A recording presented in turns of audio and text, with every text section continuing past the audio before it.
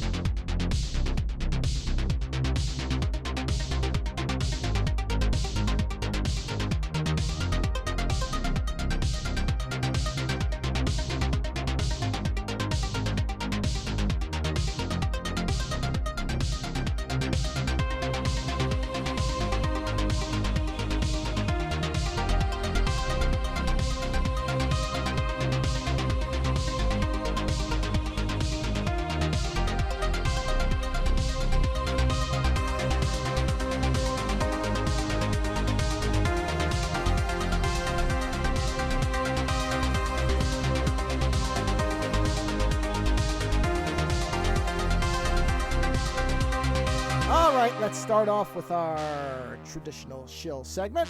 Patreon.com/Ozone Nightmare is where you can go to support the show via that platform. If you go to the show homepage, you will find that on the right, there are several blocks. One will be a Patreon block, which I've already mentioned. There's one that has a PayPal logo that will take you to the PayPal address, which I think is too complicated. I don't think I can short URL that one. There is a book with a bookmark on it that will take you to Lando's Amazon author page to buy his books.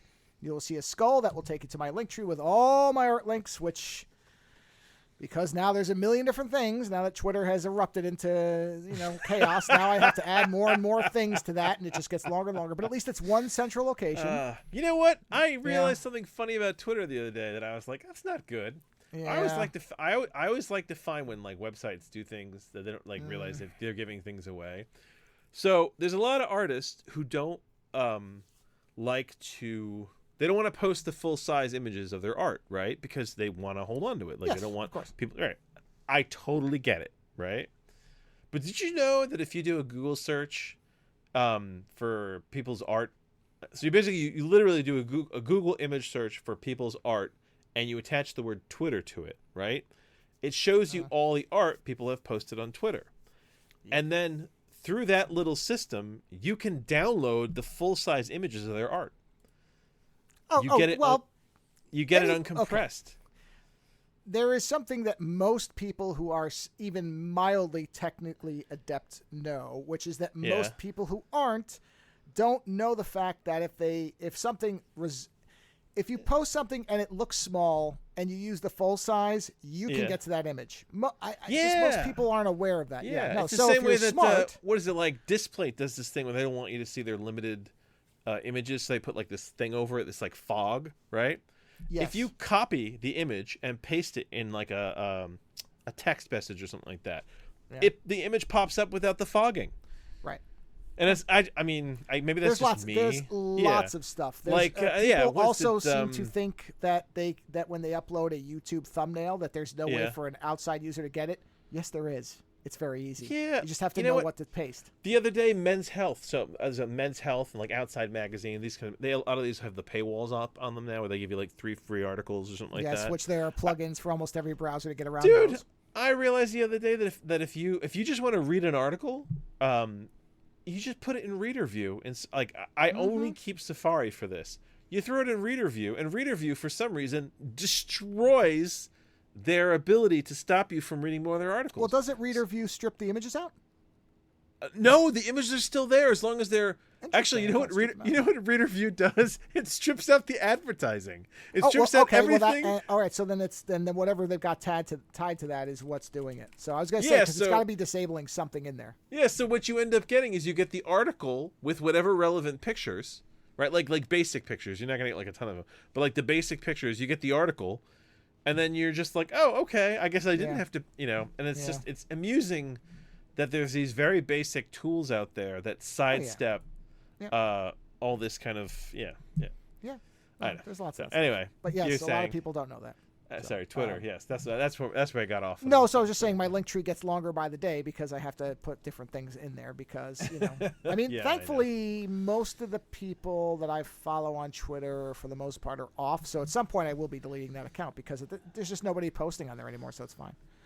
But anyway, that's why the link tree is good because I can just add whatever I want into it, and it just it's one central place instead of having to keep adding buttons and everything else. So, and then the code Ozone still does 2 months free on Libsyn to my knowledge. So that is the show segment out of the way. All right, I'm going to ask you a question. Oh, here we go. Let me just get the phrasing right. Yep. I want to make sure I phrase it right. Okay. Now, I know that you're not a sports person. and generally neither am I, except when it comes to baseball, which me and my wife both like to watch. It's completely went in a different direction game. than I thought. Oh, yes. Oh, yes. This is very, very, very, very different. Okay. So we're watching a baseball game, and one of the commentators at one point in the game said this phrase, which I don't know if you've ever heard this before. Okay. But I never had. Okay. And he said, when times are grim, be the grim reaper.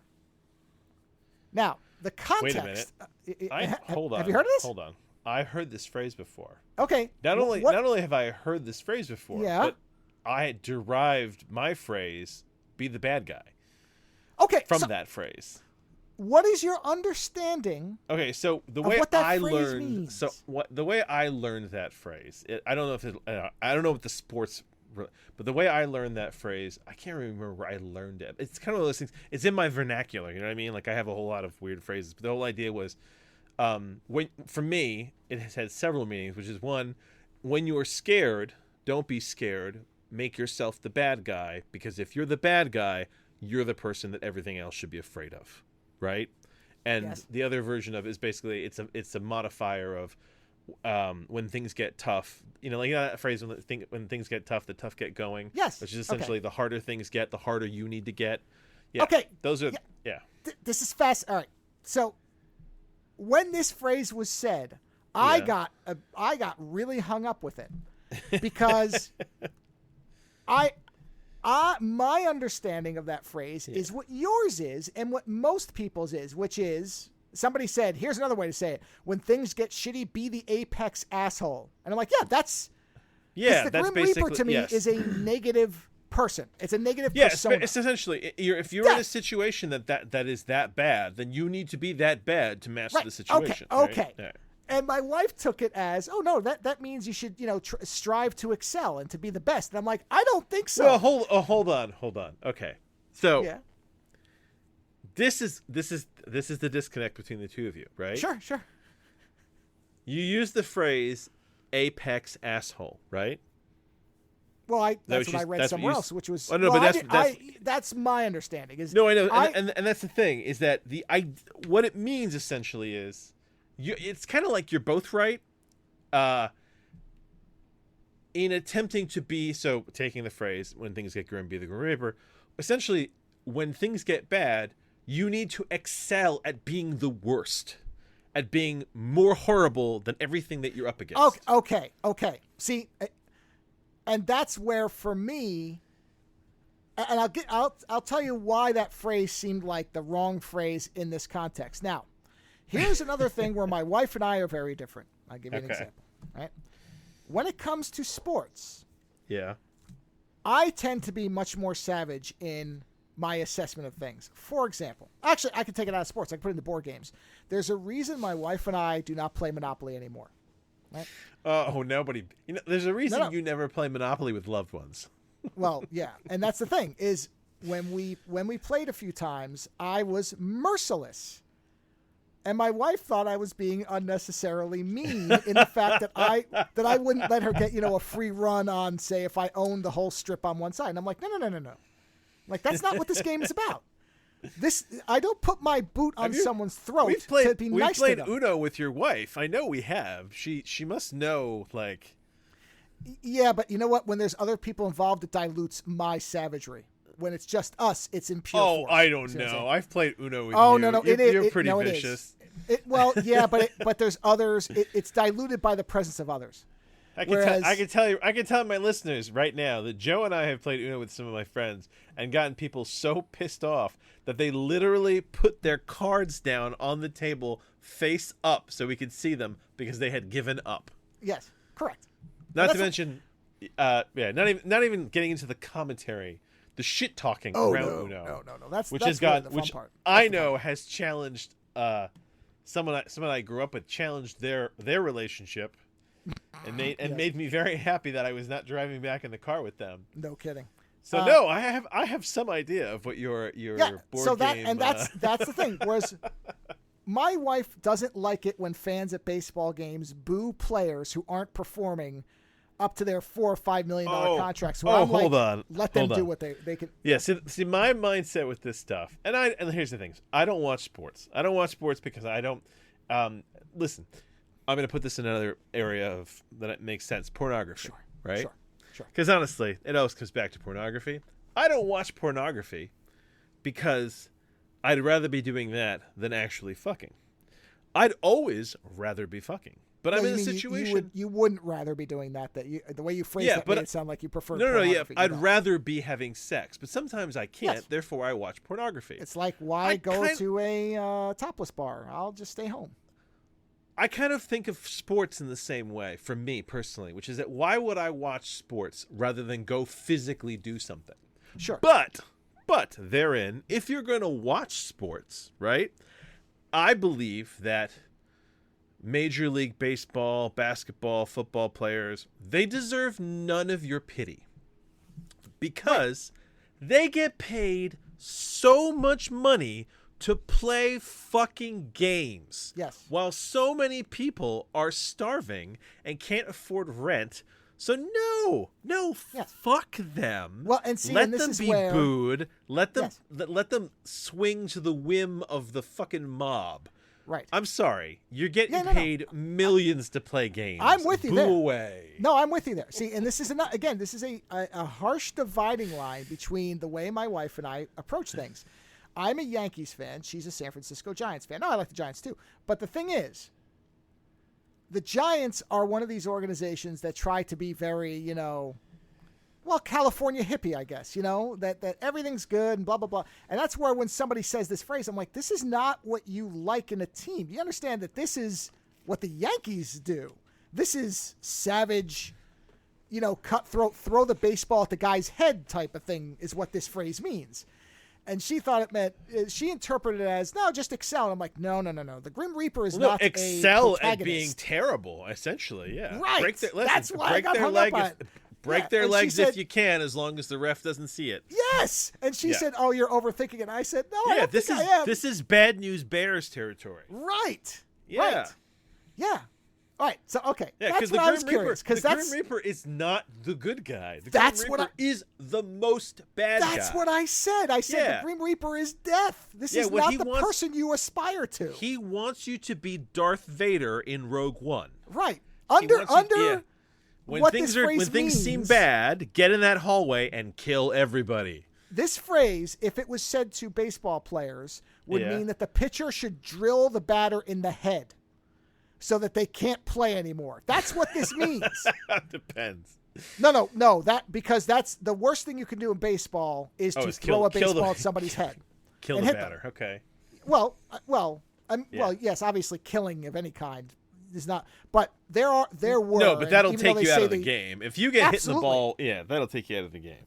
No, you can stay in, but you're almost certainly going to go into a concussion thing afterwards. You usually, if you don't get hit, 100-mile-per-hour missile hitting you in the head? I don't care if you're wearing a helmet.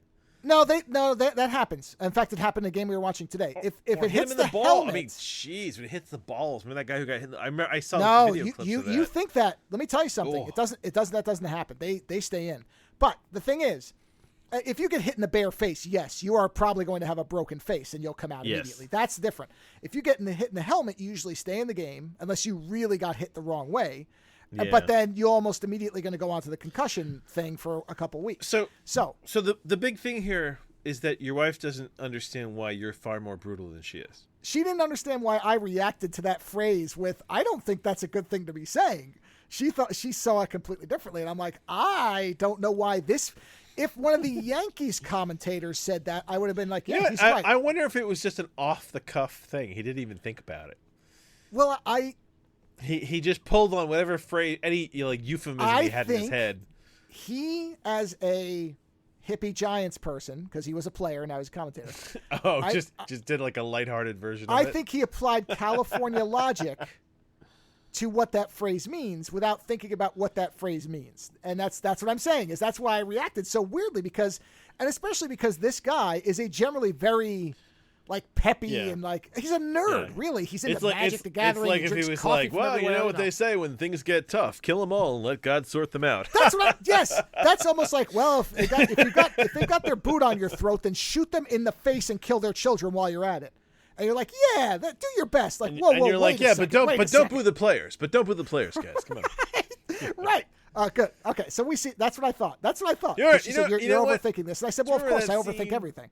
Do you remember that scene in what was it? The Last Boy Scout, where the football player pulls the gun out and starts shooting everybody? Yes. I always figured that's where sports were headed in the future. Well, let me tell you something. Yeah. So yes. Okay. So that was my first thing. But at the end of the day, these people, many of them are millionaires, and they are not struggling, and they are all doing better than you. I don't care how concussed they are. Oh yeah, they're all doing better than you. Oh, not to mention the fact they choose to do this. They're not forced. Listen, you and I are on the same page on this. Yeah, I have my pity for other people, but I know. But you know what? Listen. Your wife has a good heart. I think that's she's a much kinder and more human-centric person than I am in many respects. She is a very kind person, and I think that also, the Giants do encourage that kind of hippy dippy, love each other thing. Yeah, but like I said, she's a very kind person. I don't know how the two of you have gone on so long and so well, because I can be that nice to one person. I can't do it past that. That's why. And maybe that's why she doesn't get it. This is that whole, but you're so nuts. And my daughter, I have this with my daughter, where my daughter is always like, I said something to her about, well, honey, it's because you see me a different way. She's like, what are you talking about? I'm like, well, they see a large, tattooed, bearded man walk in the room. I was like, and there's very strong Viking murder vibes coming off of me, right? Yeah. My daughter's like, no, you're my daddy. You're just big and cuddly. And I'm like, I am to you. Right. I was like, but not to the rest of the world. Yeah. I was like, you look at me and you're like, oh, big cuddly daddy. Whereas the rest of the world's like, he may kill me if I look at his daughter weird. It's yeah, exactly. So no, yeah. Okay. Yeah. So then, something else. Yes. This is more of this is just funny because I hadn't even looked at this character in quite a while. So for whatever reason, the other day, as happens, you probably have the same thing with books. I just suddenly got these, I got images in my head that I wanted to draw. I was like, and every so often I'll lock onto some kind of pop culture thing for whatever reason. I don't even know why. There's usually no connective tissue that I'm aware of for it. And for whatever reason, I thought, what would be neat to do? You know what I call that? Yeah. I have a phrase for that. Train came into the station. So I call it. Sure. Train came into the station. I have this mindset that you've got all these thoughts kind of running around your head, and I think some of them are on a long track, and at some point you thought about something and you kind of set your brain on this long track, and then one day you were just randomly walking around and that train came into the station and you were like, ha, yeah, you know what? So for whatever that is reason, pretty cool. The other morning, the 6:15 to Brain Train Station came in. Yeah. And on that train, I thought I should do an image of Destro from G.I. Joe. Oh, Destro. Because Destro's got a metal head, which is... Yeah. And I never watched G.I. Joe when I was... I mean, I'm sure I did. I'm sure it was on, but I never really... I don't even remember any episodes. I just... in fact, I barely remember anything except for... You haven't watched G.I. Joe, the cartoon? No. Oh, man. You need to get out there and find the... There's an episode... There's one episode of G.I. Joe, the TV show, which is so genius. I think everybody should see it, which is the episode where they go into the alternate world where G.I. Joe is evil and Cobra is good. And one of the G.I. Joes... Oh, man, it's great because they go over there and it's a bunch of... I think it's 3 or 4 Joes go over. and they basically realize, like, in this other world, Cobra is good, and they're almost crushed, and the GI Joe is bad. It's like authoritarian.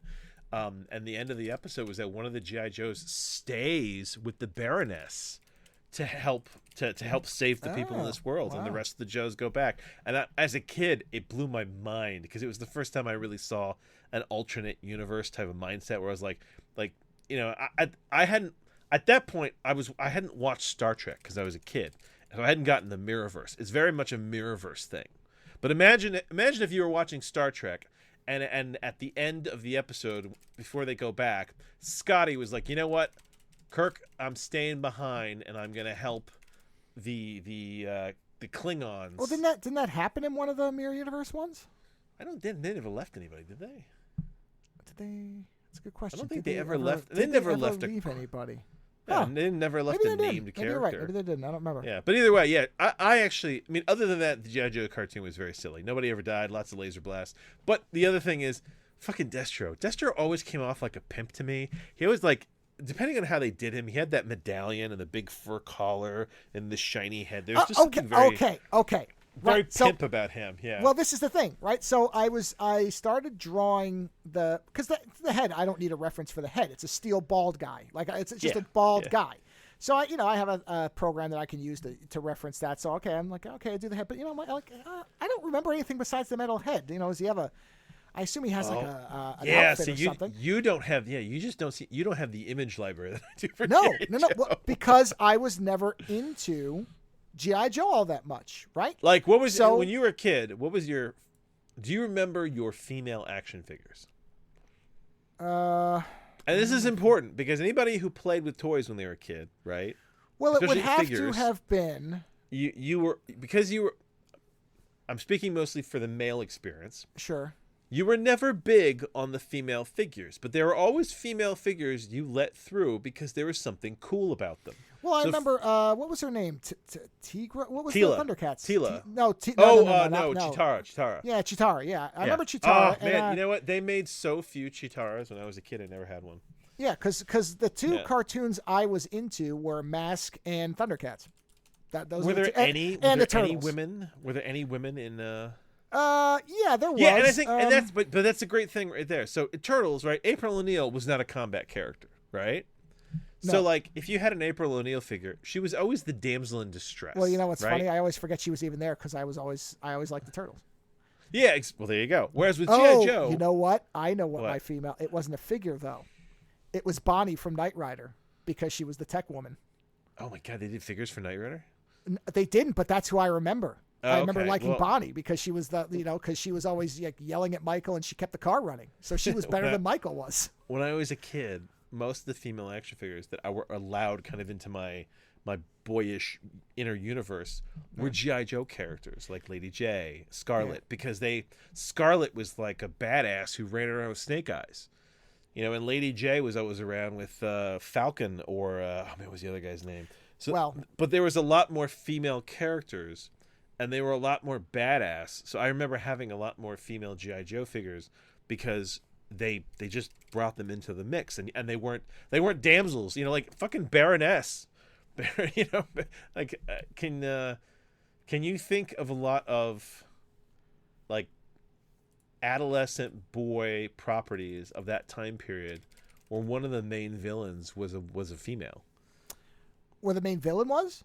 Yeah, like because I know that the Baroness. That's the one I would think of. Yeah, it's always the Baroness, right? Well, listen, I had that awareness. It's not like I didn't know what G.I. Joe was. Yeah, I know. It's just that I didn't. Like I said, I have a big library for it. So when you were talking about Destro, my thing is I was like the head, the big furry collar, the medallion, like. Well, your question. Black leather. Your question about female action figure, I did have one. Mask did have one, and I just said it to you. Oh, did they? Yes, it was Gloria Baker, who was a stunt driver who had the submersible car. And I always liked the fact that she basically had a submersible car. I had that. That is cool. No, Mask was great because it was the cars and the people. Like, you got both. Yeah. That was what was great about it. Yeah, she had that supercar. So I had that one. That's cool. I never had that one. I had the truck. Yeah. But also, the thing is that toy is nowhere near as cool looking as she was in the actual show. Well, it never is, yeah. No, it isn't. But of course not, yeah. No, if you look at how she looked in the show, she looked a lot better. just looked very 80s, which I like. So. But I didn't know at the time because I was living in the 80s. No, because I didn't know. But this is what she looked like in the show. I'll send you this. So that's what she looked like in the show, and I remember that because I remember she had big red hair, and I loved that doesn't look like that at all. That action figure. No, it doesn't. Well, don't forget, an awful our action figures didn't look anything like the actual figures, except for like the wrestling ones. They're the only ones that got it right. The wrestling ones all look the same. G.I. Joe did pretty good because they were doing like. No, most of the time, like the G.I. Joes looked vaguely like their characters. I mean, they had fucking like Sergeant Slaughter, who looked like Sergeant Slaughter. Well, that was a rare. They got that one really right because he looks like an action figure because he's a wrestling guy. So yes, but anyway, yeah, I looked at Destro's outfit and I went, oh boy, that's leather, metal. Pimp, somebody was into something that designed that character because nobody else looks. I mean, no, well, I mean. Not like no, because Baroness. There's a very S&M-y vibe to Baroness and Destro. Okay, I'm going to disagree. What I'm going to say is that the Baroness looks like a fetished Nazi, and that's most of Cobra looked like.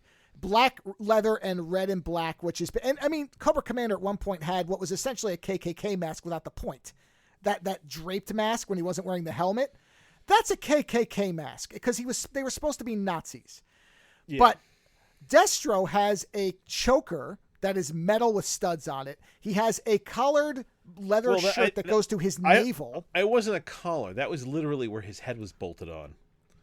Well, whatever it was, that's but he had a big gold medallion and then the big collar. That's what I'm saying is he looks like something. I don't know what. Did you ever see the later version of him they did? I always liked the later version.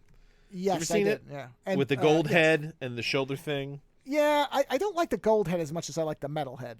It's less, head. The silver head is still the most. Yeah, he should have had like a big hat and a cane and been like, Right. By the way, that is a mask. That's not his head. You know that, right? No, I know that. Yeah, he's wearing a metal thing. Yes, when you said that's where his head is attached, but he could have just had it on with like a buckle. No, he chose to have a studded choker. And like you said, a open bare-chested. He looks like he could front. He looks like he's from Judas Priest. Is that his chest or is that like a shirt? No, that's his chest. If you look up the images, because I thought the same thing. I'm like, oh no, he's wearing something. No. That's his chest. He's not wearing a shirt. Now look, I'm not saying that in a negative way. What I'm saying is he stands out from everybody else. He just looks a little different, which actually makes me love him more. Because I like the fact that he looks like an S&M Dr. Claw. And I'm fine with that. I really am. I'm not saying that as a negative. I think he has one of the best looks of a villain in any cartoon that I can remember when I was on. I just never noticed it when I was younger because why would I? I wasn't even thinking about it. And now I look at it and I'm like, whoa, that dude's into some shit, man. So fucking Destro's awesome. So just something like I said, I had G.I. Joe toys, and I think that was because my parents thought, oh, he's a boy, therefore he has to have G.I. Joe toys. I just sent you a link, something I found. Look at that. That was cool. Yeah. No, look, I see that. I see it.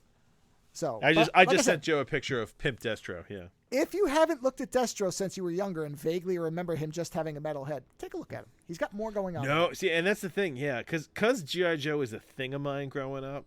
I still remember Destro. That's why when they said that Eccleston was going to play Destro, I was like, oh, this could be really cool. But then they played it in such a stupid way that it was like, no, this is. Well, you know what though? Fundamentally, Destro has the Doctor Doom problem. How do you not make that look silly? It's hard because to me, I wouldn't even. If you don't animate the face, you know what I mean. You're kind of stuck. If you do animate the face, it looks stupid. All right, no, hold on. If you can do the Mandalorian, you can do fucking Destro. I don't know. In fact, it seems different when there's a face that you can see as opposed to nothing. You have to play it the way they played it, like what's that movie with Hugo Weaving, V for Vendetta, right? You have to give the face you give it an expression, like a baseline, and then you let the actor, through their body language and their tone of voice, create the. God, it's so tricky because V for Vendetta is so specific. I know. I love that movie. I love it too. But part of it is that you understand what that character is. That character is a representation. Yeah. not a person. Well, so is an Destro. individual. Destro was kind of supposed to be he was kind of like capitalism gone wrong because he was supposed to be some kind of businessman. I mean, he was a gun runner. He was the gun runner. Yeah. So it's but they also made it where he was very loyal and he was in love with the Baroness. I mean, honestly, and that's really the way you go with it, because the sex scene between those two would be hilarious to watch on screen. Yeah. Just her licking that fucking helmet. Anyway, so we're tapping into like my childhood thoughts here. No, yes, yeah. But and Baroness has had this like life as like you said, this very for me, she's become this kind of very S&M-y sex symbol. Like whenever you see pictures of her, she's always that's what people really have made her into, because yeah. people And just the glasses, see her and they're like, oh, bondage. The glasses were the smartest thing they ever could have done. Oh, with that you're character. you're not kidding. Oh, The skin, man. a cat suit and glasses are always a winner. I'm just going to tell you. Hold on. What is that? What are the two characters? See, I don't even know. Scooby-Doo. There's the two female characters. Which one do you think gets more of the porn stuff? It's the one with glasses. It's not the other one. It's not, what was her name? Daphne, and then the other one is... it's Velma.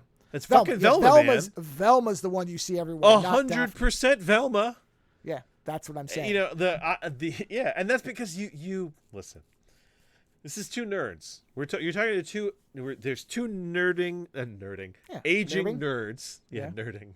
There's two aging nerds here. Of course, we like Velma. Yeah, glasses, the skirt, really intelligent, right? No, I fucking love that. That's fantastic. Yep. You know, but yes, catsuit and glasses is also very good. That's very good. Yes. So did you draw? Anyway, you drew Destro? I've started. I have the sketch. It's pretty. It's good. It's where I want. I'm getting. You know why I really want to do it? I don't often draw metal, and I really want to do a metal face. So that's why I was like, Destro. If you do that, print it out on that metallic paper that you can get. That'll look really good. Well, I'm going to do it on a card. But I'm also going to do it large. I'm going to do a big. Oh, you should get that. What's that ink you can use? It's like metal. I have metallic pens. I have them. Ooh, the problem is, let me tell you something. Yeah. To do a big image like that, God. You take a lot of them. It's not even that, but they don't meld well with other markers. No, and they don't go where you want them to sometimes. There's probably a way to do it. Yeah, there's probably a way to do it if I did it right. I could probably actually do silver metallic paper and just print the black parts and then leave the other parts empty, and then the metal would fill it in. You know what? This is a side note thing. I was done anyway. That's all. That's fine. I have recently looked at a lot of the stained glass art that they did for the Magic the Gathering stuff. They're great. They're fantastic. Okay, hold on. Yeah. Now there's one person in particular. Her stuff is outstanding. I know, but I realized why yours stands out to me. Not just because it's you. All right. A lot of these other people. So you don't do realism. I do right? not. Yeah, you don't. You are very cartoony. You're very right.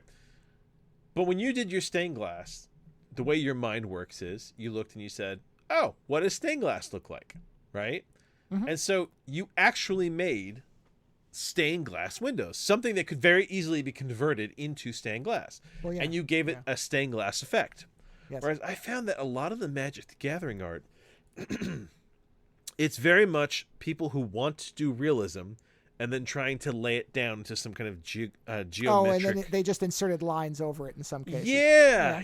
And I was like, okay. I was like, it's not that it's not pretty, but it's not stained glass. Well, and that's...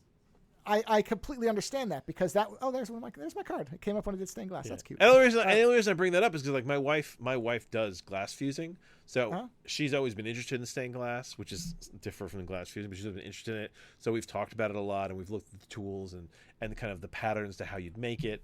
And so when you were like, I'm doing this thing, she was saying that there's actually glass that you can get that looks exactly like that pattern. They call it irid glass, right? Yeah. And she was actually really impressed that you were able to make it look like that glass. Well, because I started by looking at stained glass windows from churches. That's what I did. Yeah, and that's what I mean. Like when I look at your stuff, I see stained glass windows. Whereas a lot of there's an artist that I really like. Sorry, I've got arses on the mind because we're talking about the Baroness. There's an artist that I really like. Name was I think it's pronounced Anato Finstark. Right? Yes, we've talked about this artist before. Yeah, and he did Magic the Gathering stuff, right? Yeah. I love this guy's art. I really do. He's, I'm starting to realize that I have a short list of artists that I adore. But he's on that list. I love his art. But I have to forward you something that somebody sent me about Klimt. I will forward it to you. When I found his Magic the Gathering art that he did, I was like, okay, this is cool. I was like, but it ain't stained glass. Like it's very much, it's very neat, but it feels like something else to me. So, and I don't know I think that's kind of like if they came to me and said, "We'd like you to do an image in colored pencil." I'd be like, all right. Yeah. And I would. We want you to do a Frank Frazetta, and you're like, well, it's not really my style. But I would basically try to make my stuff into a Frazetta. So that's what I think a lot of them do, which makes complete sense. But yes, I know what you mean because I've seen some that are the ones that the one that I really think is utterly sensational. Who is this person? Hold on, let me find. It's still beautiful art. I'm just thinking about the actual, the actual brief from the matter. Magali Villeneuve did the Dominaria United Basic Lands stained glass. Look those up. You're gonna have to send me a link. All right, I'll just send you a link. You're throwing so many words at me here. Hold on, I can actually just copy the image. Send. Look at that. That is fucking sensational. I love those.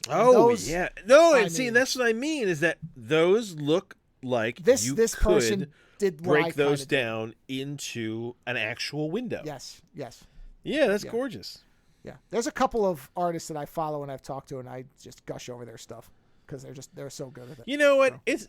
It's so wonderful to still be gushing over stuff. Oh, man, that's the best part about art. Yeah, man, I always find new people. Yeah, and I'm so happy that there's still so much to gush over. Oh, there is. There is. But I did listen. But I caught myself doing an old man thing the other day, and I caught myself. Here we go. Stopped. Oh, speaking of age, that was the other thing. Go ahead. I have to put this in a way that doesn't give too much information away. So somebody I know recently talked about changing their name. Right? Sure. This is a trans thing, right? Sure. And I realize I've always had a hang up with this. And it's not anything to do with being any issue with trans people and of any kind. It's a philosophical problem I have with people picking their own names. And it's essentially this idea that I think it's me personally. I think it's wrong when you get to pick your own name because I feel like the first lesson in how much the universe does not give a shit about you comes from the fact that you don't get to choose whether or not you exist. Like when you're born, like you don't choose whether or not you're going to be born. A couple gets together and has you, and then they name you, and. This goes into a conversation I was having with my son where he's talking about transformer names, and he's like, his name is this, and he's like, it's very funny that his name is this, and he's really good at that, and I'm like, no, that's not funny. I was like, that's the point, is that they were like, this guy's really good at this, so we're gonna call him this that sounds just like it. It's very sort of Native American, right? And I was saying that it's like I don't think you should get to name yourself. I think that because the thing is, no one's going to give themselves a shitty name. Like you had, we had a teacher in my school. His name was Mike Graffone, right? Right. Being able to endure your name, I think, is one of the first lessons in life where you're like, yeah, this sucks, but I have to come to terms. I never liked my name when I was growing up. I never liked my nickname that my family gave me. And it wasn't until years later on that I came to terms with my name, right? I don't know but the thing is, if you'd asked me what I wanted to name myself, I would have come up with something really cool. But the thing is, there's this innate, you talk about what was the word you used for asshole when you're looking for like key asshole? My brain's like Proximo Centauri. That's not it. Alpha asshole, whatever it was. Something like apex that, right? asshole. Apex asshole, right? Yeah. So the whole naming yourself thing feels very apex asshole, because you're always going to come up with a cool name, and then like there's an asshole quality to that, right? So I had this rolling around my head, and I was being all grumpy about it, and then I was like, you know what? I was like, this is me. This is my thing. I need to accept that my own philosophies are my own philosophies, and I need to not let this shit pour out on anybody else. And I then totally shifted gears and was like, you know what? I was like, you name yourself whatever you want. I was like, and I realized that that's kind of the thing is, I guess you get older, it's very easy to just mire in your own vision of things. But sometimes you have to sit there and say, you know what? This is my vision of things, but it doesn't hurt anybody for people to just fuck off and name themselves whatever they want. So I caught myself and I changed gears, and I was, dare I say, slightly proud of myself for catching it. You know what I mean? Because it's very easy to just be like, this is the way the world should be. You know? Yeah, so it's like, no, I don't like it. I still don't like it, but I'm not going to, I'm making a concerted effort not to give people shit. It's just that, you know, you understand, right? No one ever gives themselves a dumb name. Like, a lot of us have dumb names. Like, you're Joe. Right? Would you have named yourself Joe? At some point in your life, you would have given yourself a different name. You know what? Honestly, you might have been Hal. If you get it at the right time in your life. I am aware that many other people have struggled with their identity far more than I have. I have never really had that struggle. I really haven't. I've always kind of known, once I got past the teenage, shit, and kind of locked in. Yeah. And that lock-in was pretty easy for me, more or less. I was 90% who I was right when I got to that point. And I didn't make any later discoveries, even, going, no, I evolved, but I also made an effort to evolve, No, but well, it's not that I didn't look at other avenues of things. No, but you knew baseline the kind of person that you were. Yeah, I just went, that's nice, but it ain't for me. And that's all. And you felt the name was okay. Yeah, the name's fine. Yeah. And so that's why I'm saying that for me, I'm like, a fan of my name. Well, it wasn't until later. It wasn't until much later that I got okay with it. And then the funny thing is, once I got okay with my name, then I got a great nickname on top of that. And I was like, oh, I'm fine with that. And see, that thing is exactly why my reaction always been, if you want to change your name, there's enough shit in life. Be happy with as much as you can be. Yeah, that's what I'm trying to not let myself get into that mindset. Just be like, you know what? It's fine. If you want to call yourself Ravenclaw, that's cool. There's not enough Ravenclaws in the world. That's neat. And I'm trying to embrace that idea. Yeah. That's how I look at it. There's enough misery that we make for ourselves and make onto ourselves. Why make more? Yeah, if you can keep yourself open-minded and you can just let people evolve and do their thing, I think you can get older and get older in a happier way. Because otherwise you sit there and you're like, they shouldn't do that. And it's like, yeah, but why shouldn't they do that? Well, that's just because I have a hang up about names, and it's like, no, I'm, we were talking earlier about being brutal people. Obviously I'm far too brutal a person, because I sit there and say, nah, your name sucking is the first brutal lesson you get out of life. And it's like, no, you're right. The world shouldn't be that bad. It's just that, but then my brain says, okay, when do you get to name yourself then, right? Like, at what age? And at what age, at what point do you look back at past self and go, maybe Optimus was not the best name? Well, that's the thing is, and that's why I would never rename myself, because my taste that way is fleeting. That's why I never got a tattoo, outside the needles thing too.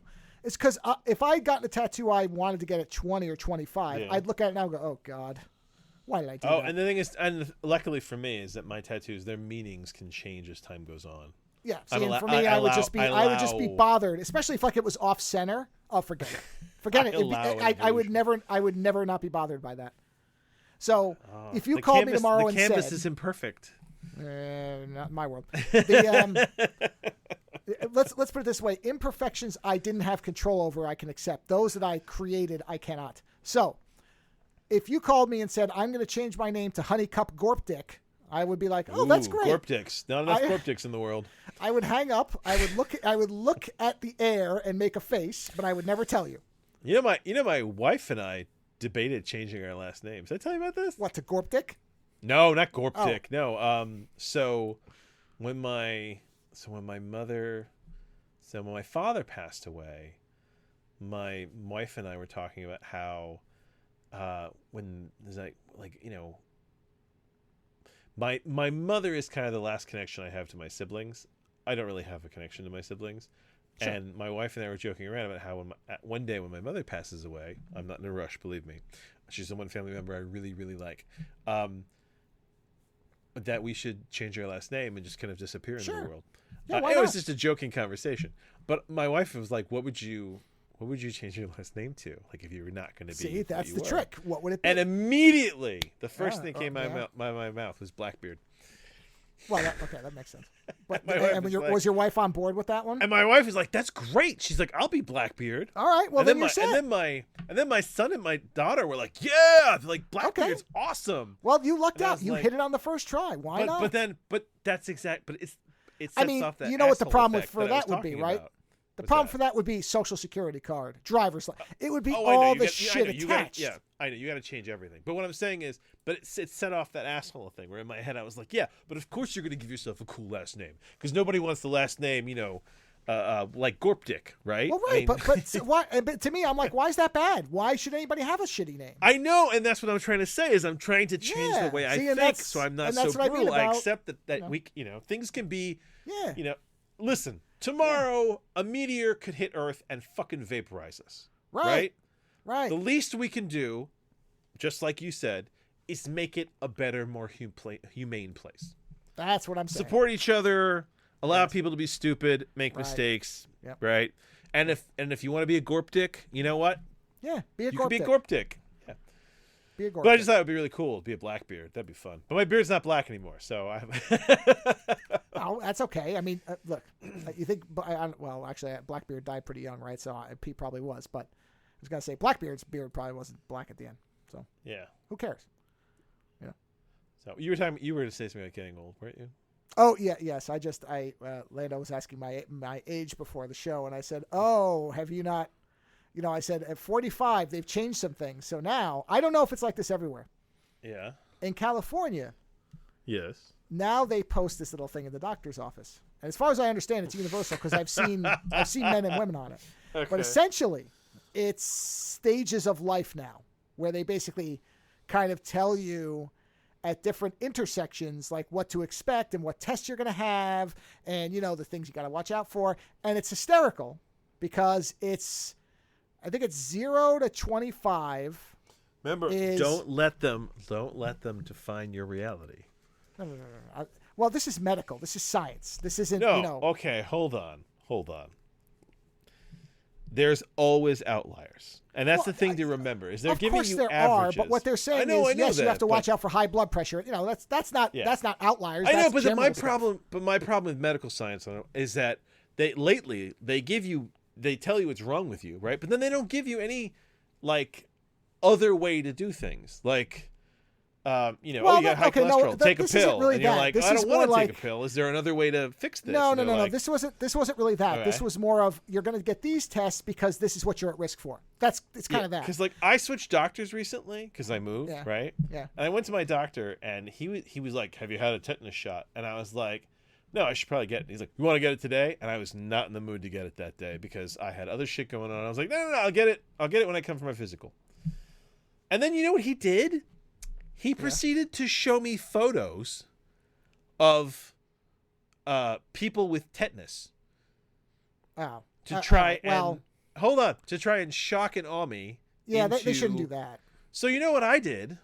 I was like, shit, dude, you want to see photos of something really bad? And I went shock and awe on him. At which point, he's not my doctor anymore. I was going to say, that's not a doctor type I've ever had. My doctor doesn't do stuff like that unless you say no. And he's like, let me tell you why you don't want to say no. It's such bullshit, that reaction. I'm not saying no, I just don't want to do it today. That's your reaction, which is, I'm getting a new doctor, was the correct one. That's the correct reaction. Is I need a new doctor now. I am all for medical science, but don't fucking guilt me into shit with your bullshit No. This isn't that. Yeah. This is basically telling them why they're testing and checking certain things and what they're watching for, which is perfectly fine. So it's like 0 to 25 is your basic inoculations, sexually transmitted diseases, the stuff because you're a stupid teenager. Yes. Normal shit. But it's basically, but outside of that, it's like, you know what? If you want to eat Tupperware every day, you'll probably be fine. Don't worry about it. 0 to 25. Yes. That's like 25 to 45 is okay. Staying current on boosters and, making sure that there's no weird vitamin deficiencies, 25 to 45. Yeah. But still it's like, okay, you can only eat Tupperware once a week now because it's going to start putting on pounds, so be careful. Yeah. So monitor your diet and exercise, blah, blah.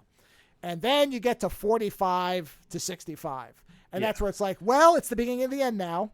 So we're going to start testing you for everything because cancer is right around the corner, and you could just randomly wake up and your asshole could fall out and stuff like. It's like a fucking horror show. And then 65 and over is just like make out a will. Good luck. There's nothing else. So I'll tell you my alternate view of all this. I knew about all this aging stuff because I'm very into fitness, as you know, and when you hit your 40s is when your body starts trying to actively fall apart. Right? So you have to work out smart rather than hard, right? But also, speaking as somebody who has had 2 random major blood-based illnesses that nearly killed him, not to mention some other weird scares along the way, I kind of take this mentality of your body could always fall apart. Most people just didn't realize. Oh, no. I agree. It's just funny because it didn't used to be in a really colorful poster that way. No, it's smiling people the whole way, even though they're talking about horror at a certain point. They're trying to make it very sort of like, look, they're trying to Happy Meal it. But I honestly think it's because people keep saying, I don't need these tests. What do I need these tests for? And now they're like, you know what? Here's a pamphlet that you can look at. And the reality is everybody gets to die the way they want to die, right? If you don't want to take care of yourself and you want to fall apart, you got that option.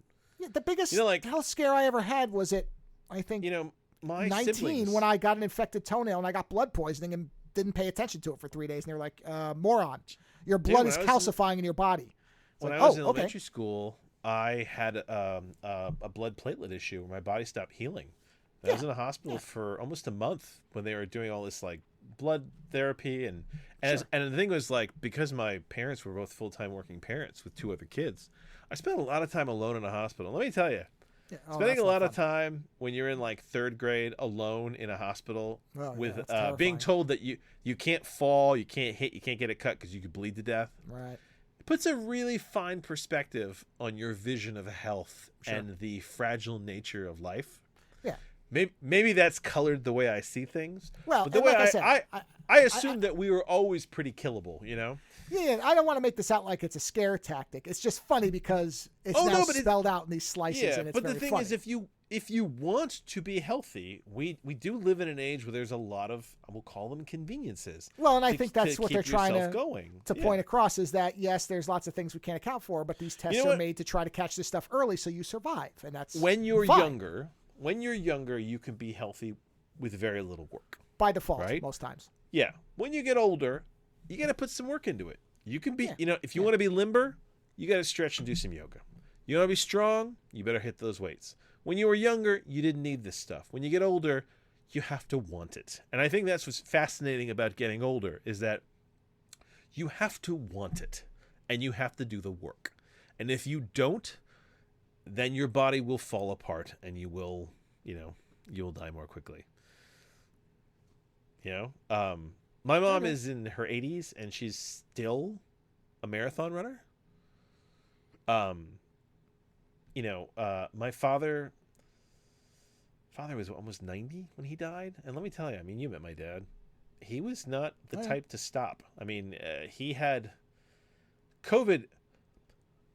COVID itself didn't kill my father. It was like the 4 other things. The man had open heart surgery when he was in his fucking 80s. And the part of that he hated the most was not the open heart surgery or that shit. It was the part where like he couldn't get up from bed and he had to use a bedpan and he was like, I hate this. This is the worst thing. But the man started having a heart attack. he was visiting people in Florida, and this is before COVID. He was having a heart attack, and he was like, "I'm not dying in Florida," and he got on a plane and flew back to Jersey so he could fucking go to doctors and potentially die up here. So it's like, I take this mindset with health and body that you just got to keep going. There's science, right? But I've come to realize there's a lot we don't know about the body, especially the mind-body connection. Did I tell you recently they discovered that in your brain there is a cell in your brain that does shit they never realized. Like it almost, what was it? It almost behaves like a neuron. Mm-hmm. And they were like, shit, we never knew it did this. And I'm sitting there going, how the hell can people even be sitting here going, one day they're going to upload my brain to the web? And you're like, they don't even fucking understand the way this shit works properly. There is so much mystery to the body. And that's why people, like, they have this thing where they're like, well, we've discovered so much. What's left to discover? Everything is left to discover.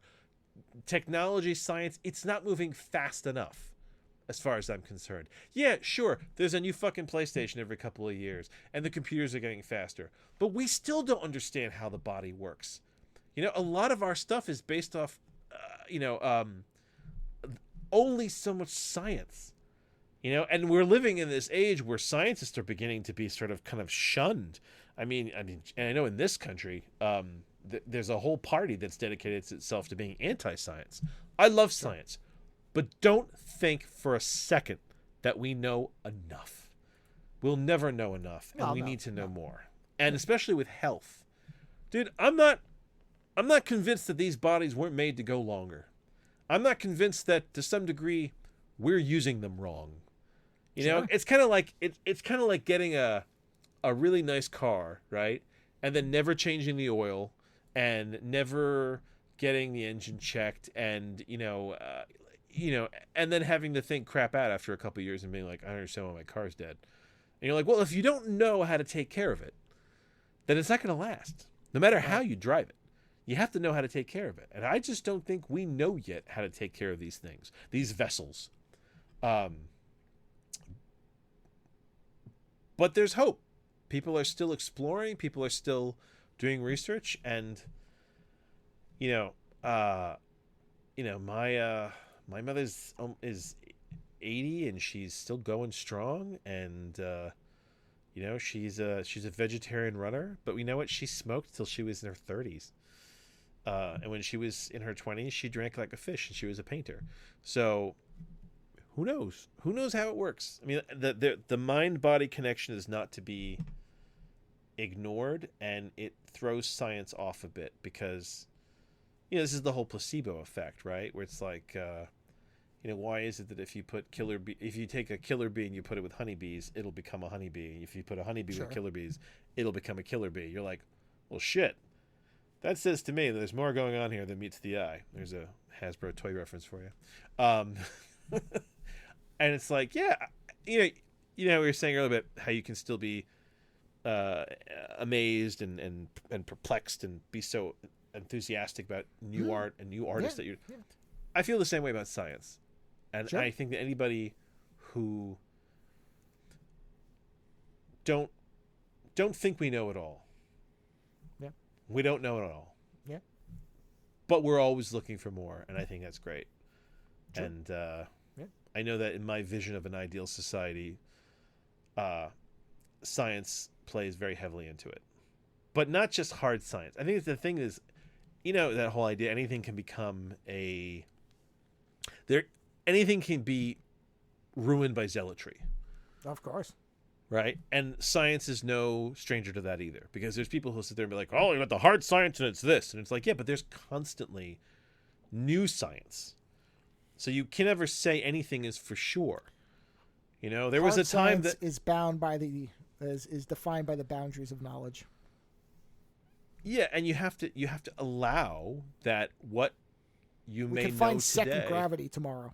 which could redefine gravity. Second gravity. I love Could. that. You could find second gravity. Yeah, how would that even work? Well, you could find that different gravity in the same way that time exists differently depending on spatial variance. You could find that gravity. I mean, it sort of does. That's what I tried to explain. I tried to explain that concept to my kids. The whole like black hole time space variation. Where like and that like blew their minds. Where they were like, "Jesus Christ, I mean, time flows differently." And I'm like, "Well, I said I always try to add theoretically."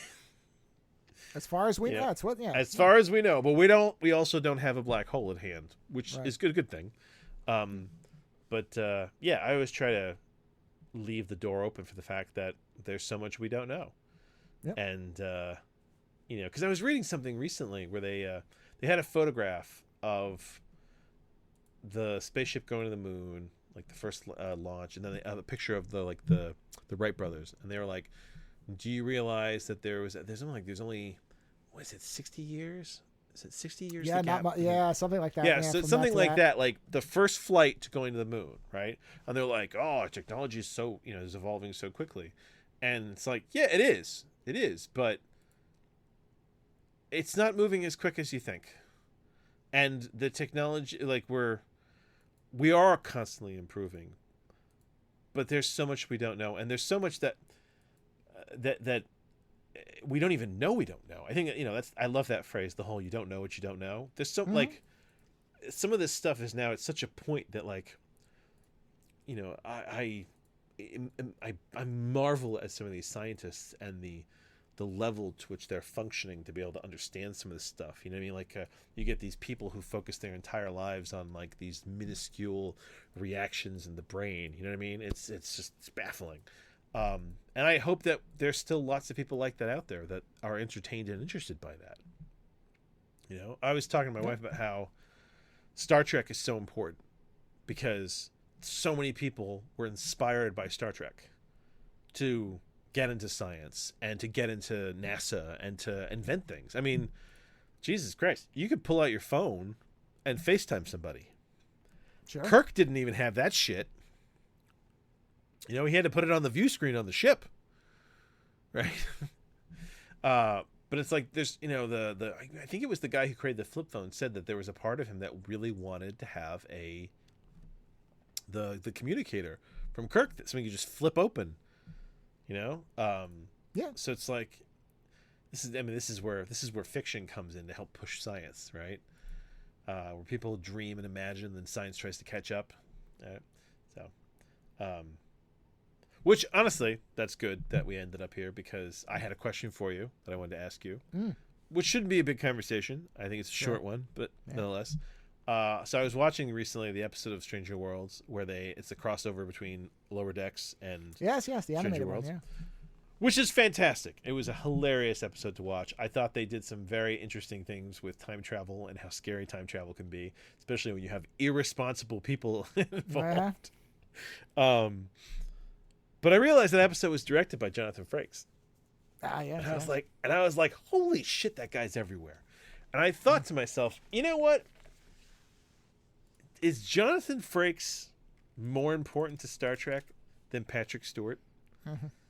Because Patrick Stewart is like, he's for the longest time he was the poster boy, right? Fucking Picard, right? Yeah. But Frakes directed like a bunch of the movies, a bunch of the episodes. He's still directing. He made it into Picard.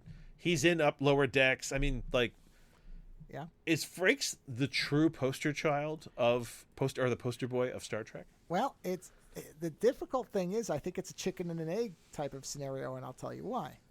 Well, you need Picard to get Riker, right? Well, that's the thing. I looked this up in preparation because I was curious. I didn't know if Jonathan Frakes had any type of directing or any experience prior to Next Just so Gen. we're clear, I asked Joe this question when we were playing video games the other night, and then both of us stopped and we were like, you know what? Yeah. Let's when talk I about said this during the show. I So said I don't think there's a yeah. single answer, that's when we're like, all right. Yeah. So Frakes did no directing or anything behind the camera that I can find prior to Next Gen. He was an actor, so he had done acting. He had done, believe it or not, he had dressed up for Marvel Comics as Captain America. So I sent you that picture. Yeah, that's what I'm saying. So that's. But as far as I can tell, he didn't do anything. That doesn't mean he wasn't interested. It doesn't mean he didn't whatever. But Next Gen is where he got to sit in on all the production stuff and really start to learn directing and see how things were produced and all the rest of it. And I would say that as far as Next Gen success, Patrick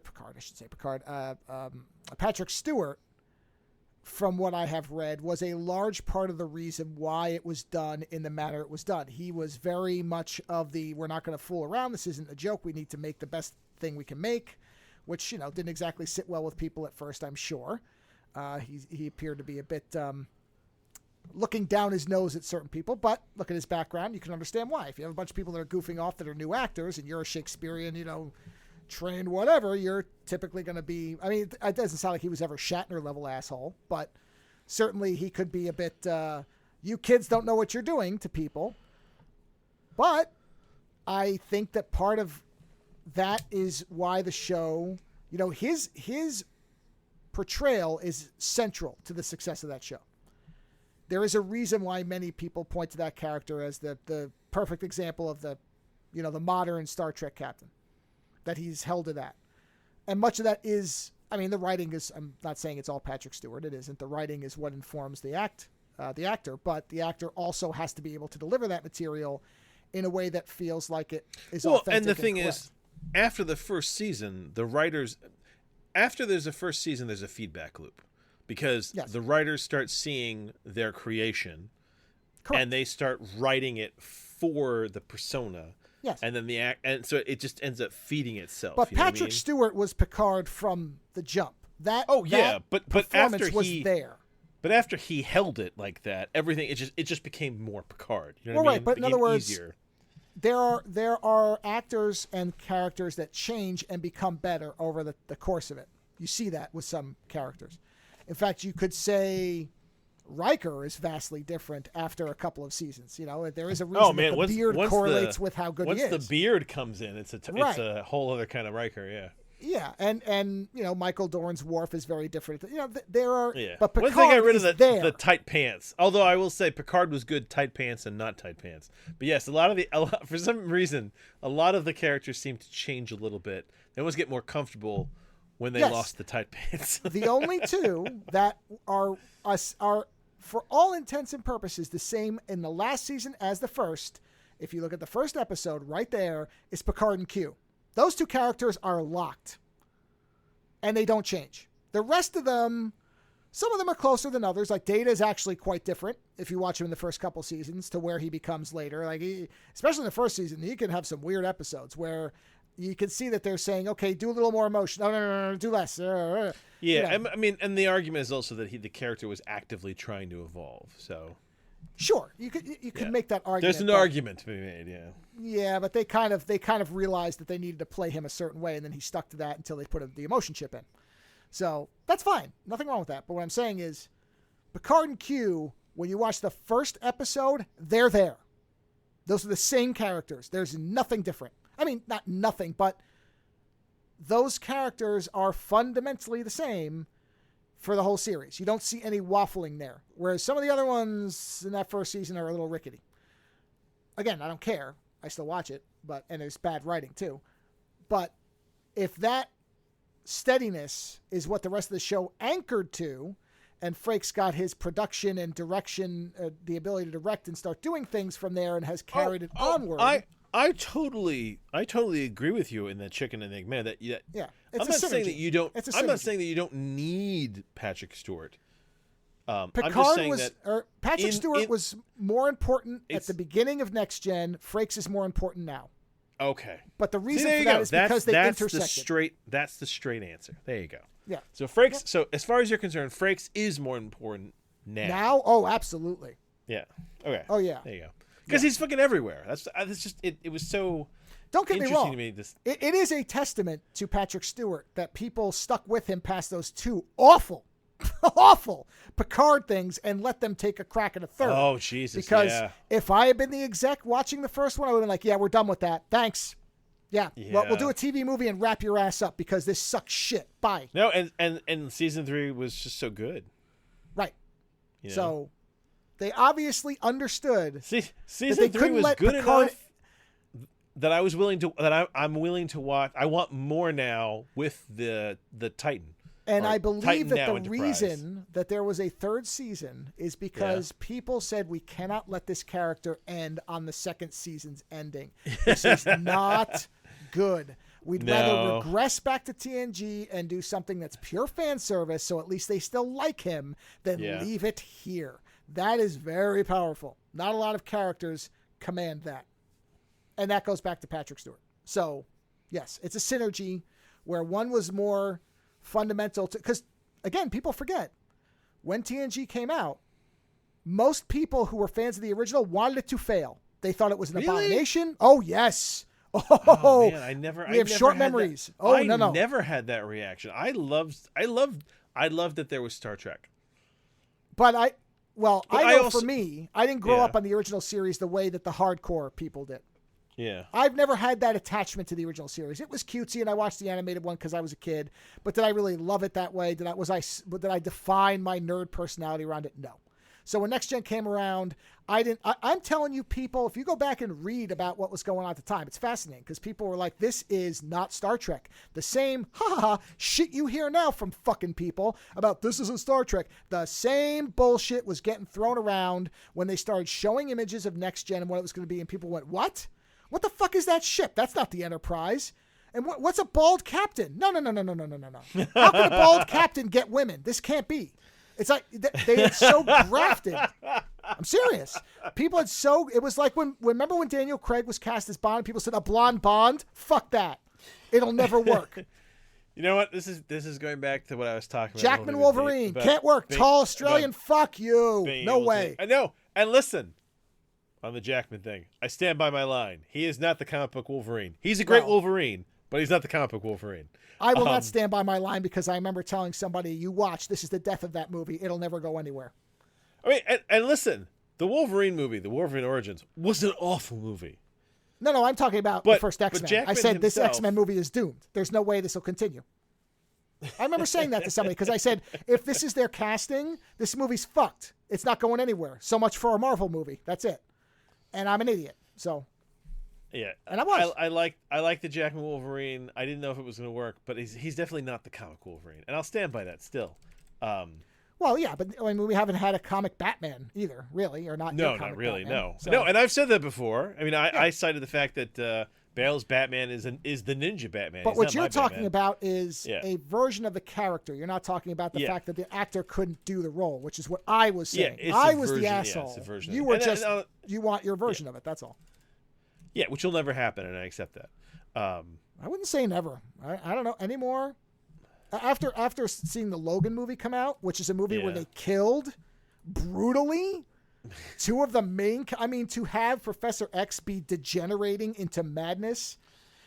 I mean, I don't think I ever would have called that they would let that movie be made like that. That is I'm surprised they let the movie be made. Yeah, depressing, nihilistic film. I mean, it is nearly hopeless.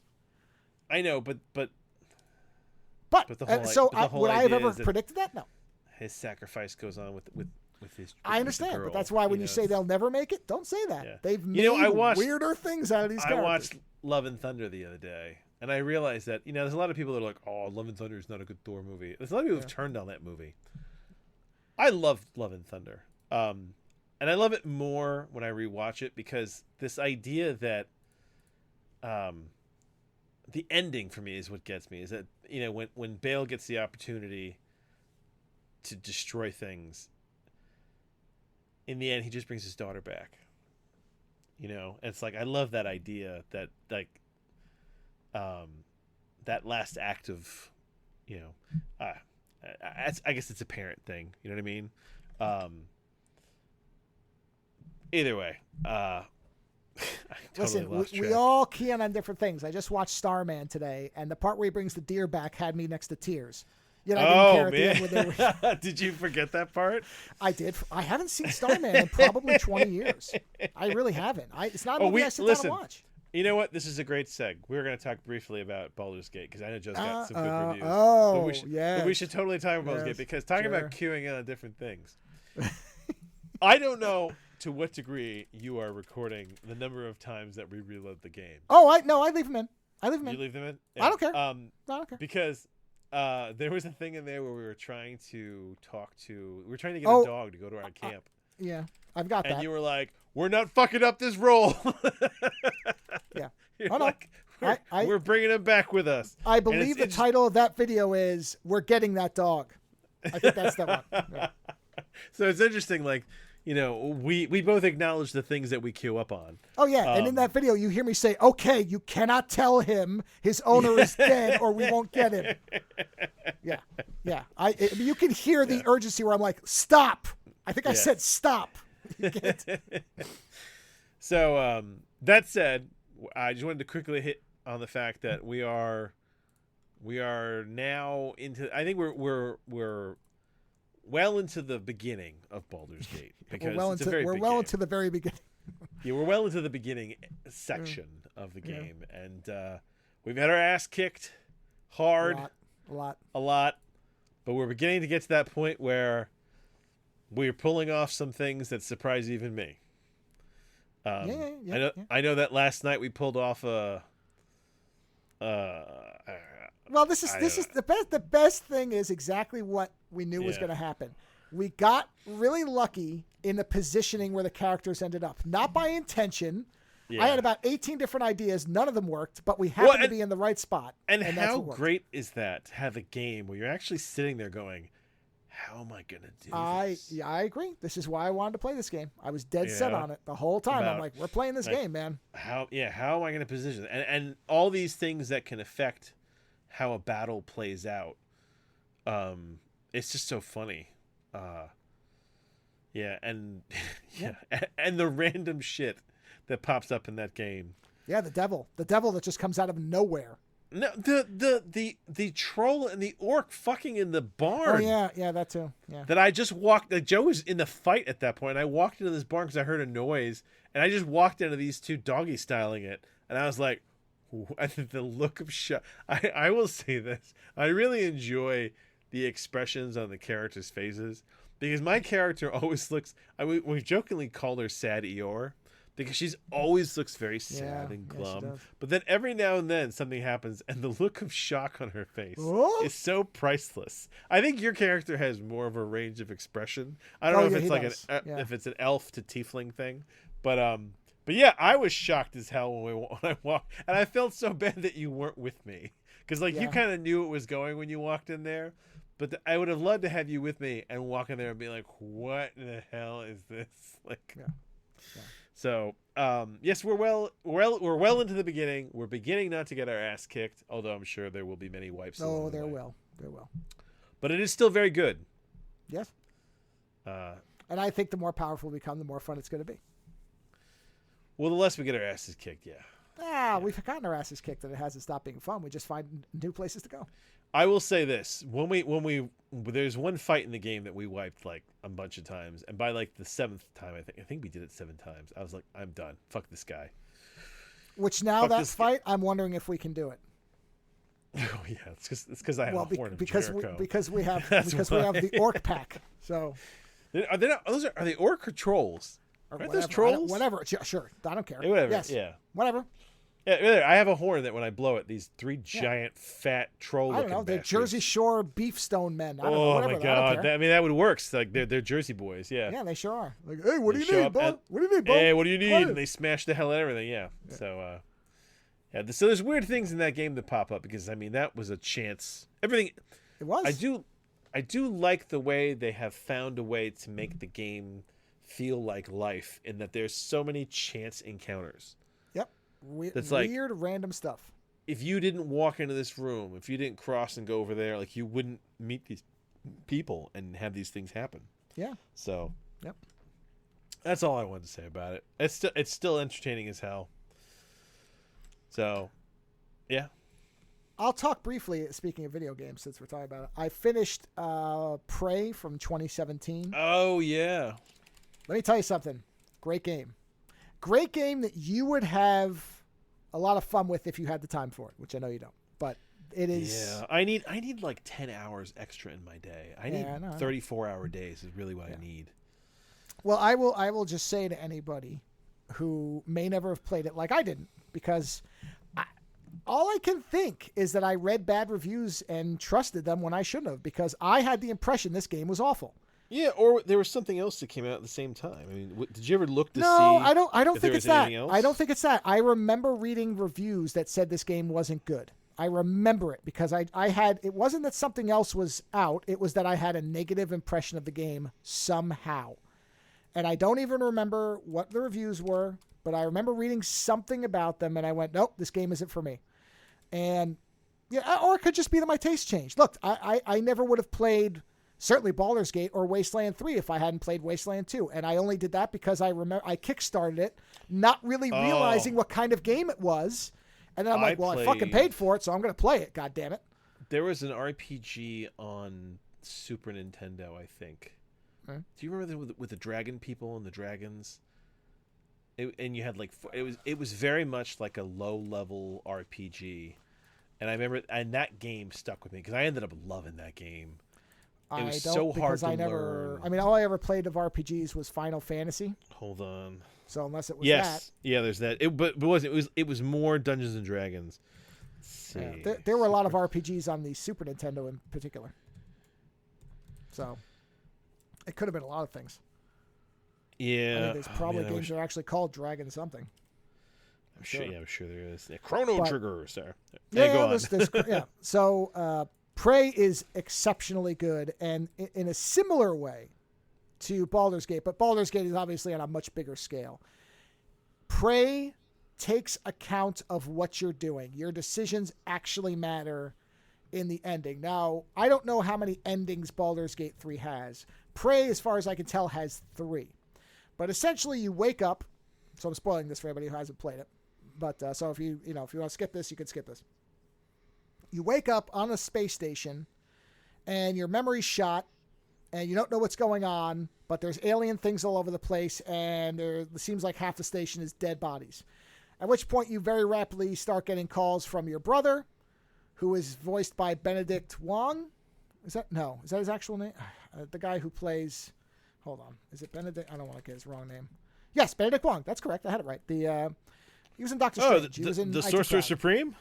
Yeah, his friend, the guy at Kamatage. He's the Sorcerer Supreme. He's the current. He's the main guy. What's his name? What's his actual name in the? I think his name is Wong. Is it? Okay. All right. Well, then I won't feel as bad. Is that what it is? I think it is. We should make sure of that. Let's see. Oh man. Okay, here it is. Doctor Strange. Wong. No, it is. Okay, good. So all right. Yeah, because I always thought that was very funny that his name is Benedict Wong. Yeah, great voice. There you go. So he's voicing your brother, and basically he's telling you one version of things. Then you get contacted by a robot with your voice, who tells you, no, I'm you. You recorded me, and you told me this. And then you get contacted by another robot that's like, no, this is me. This is you, but from a later time, and this is what you told me. And you have to start trying to figure out what the hell is going on. And so basically there's the main story. And as the main story is going on, it allows you to either play good or evil, to a degree. Because there's a point where suddenly you can upgrade yourself with alien powers. And so for a certain point, if you don't do that, or you upgrade only a few of them, the machine systems of the station ignore you. They're defending you. But then if you install too many, they start to register you as an alien, and they start firing on you. But you get great powers. Like you get this mind blast that does a lot of damage, which you almost have to have unless you're really going to stock up on shotgun shells. Because, man, there's some brutal encounters. But anyway, you get to the end of the game, and you can make one of two fundamental decisions. One is... I just sent you the link, by the way. It's Dragon View to the game I played. Yeah, Super Nintendo. Super Nintendo had a lot of good RPGs. That was the first RPG I really played. No, there's a lot of gave me my love. There's a lot of good ones. A lot of ones that I just wanted to send it to you so you had it there. All right, go on. Dragon View. So you get to the end of the game, and essentially you have to make a decision on whether you're going to incinerate the entire station with everybody on board, or you're going to try to save them and incinerate the aliens. And if you incinerate the station, everybody on it, or you decide... So those two decisions... Well, actually, technically, there's a point where you cannot just escape and say, fuck everybody, and you just leave on your own, and that also triggers an ending. So there's really 3 possible endings. But if you leave the station, you get a very brief thing where you hear somebody saying, nope, that didn't work, reset him. But you don't know what it is. So that wouldn't really tell you what's going on. But then when you get to the end, depending on whether you incinerate the station or whether you save everybody, if you incinerate the station, I believe you also get the reset, but I think it's longer. But I didn't do that. I decided to try to save everybody, and I basically annihilated the alien infestation. So you end it. They say, yay, we're going to escape, and the aliens have been defeated. Da, da, da, da. And then the credits roll. And then after the credits, so if you leave at that point, you miss this. You then wake up, and you're in a room. In fact, a very similar room to where you start the game before everything goes haywire. They're doing tests on you, and your reactions are throwing them off, and you don't know why. And then standing there is your brother, the Benedict Wong character, and 4 basically floating machines that have people talking through them.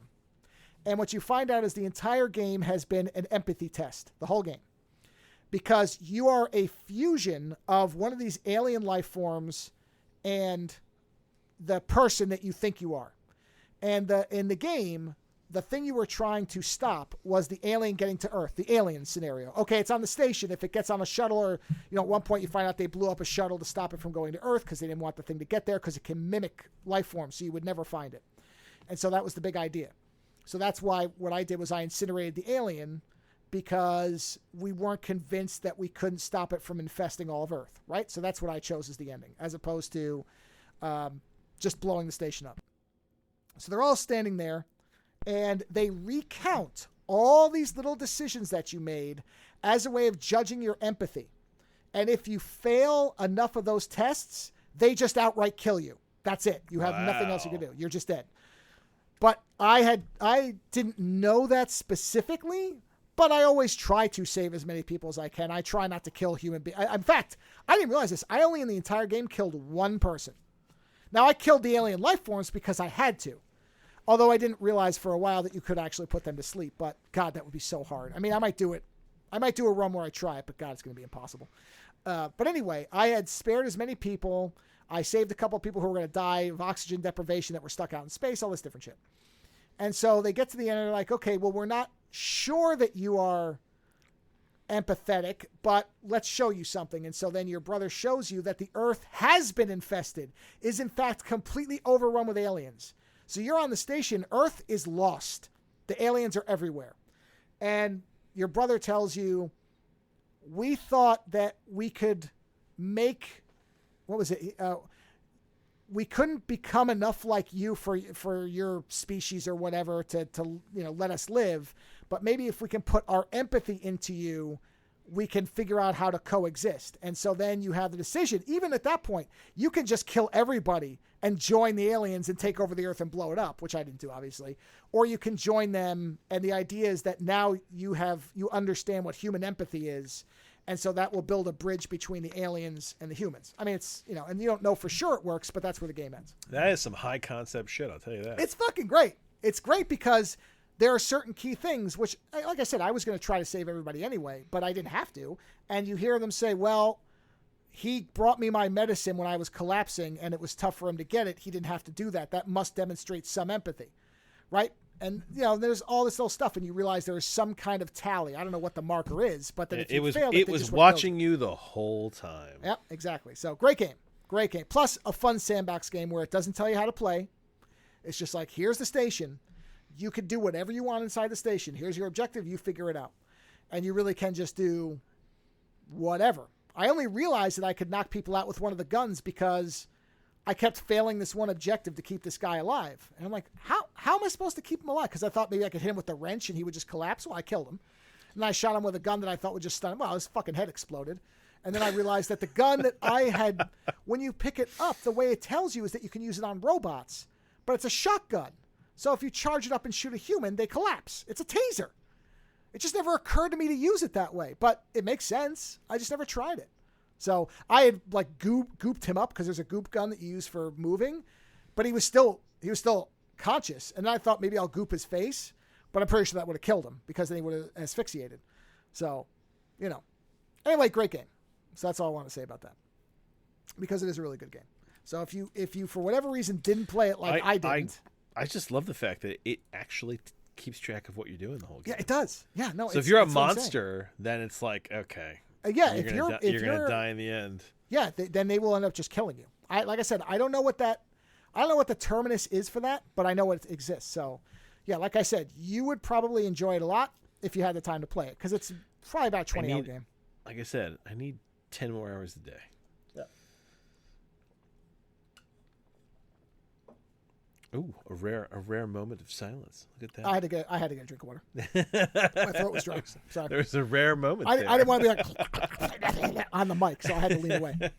I learned that lesson. I don't eat popcorn anymore while I'm recording. Well, I'm about to jump into a movie review, which I know I'm going to go on about because this movie was so great that I really want to talk about it. You need to get that concoction that what's his name, fucking Gollum was drinking during Lord of the Rings.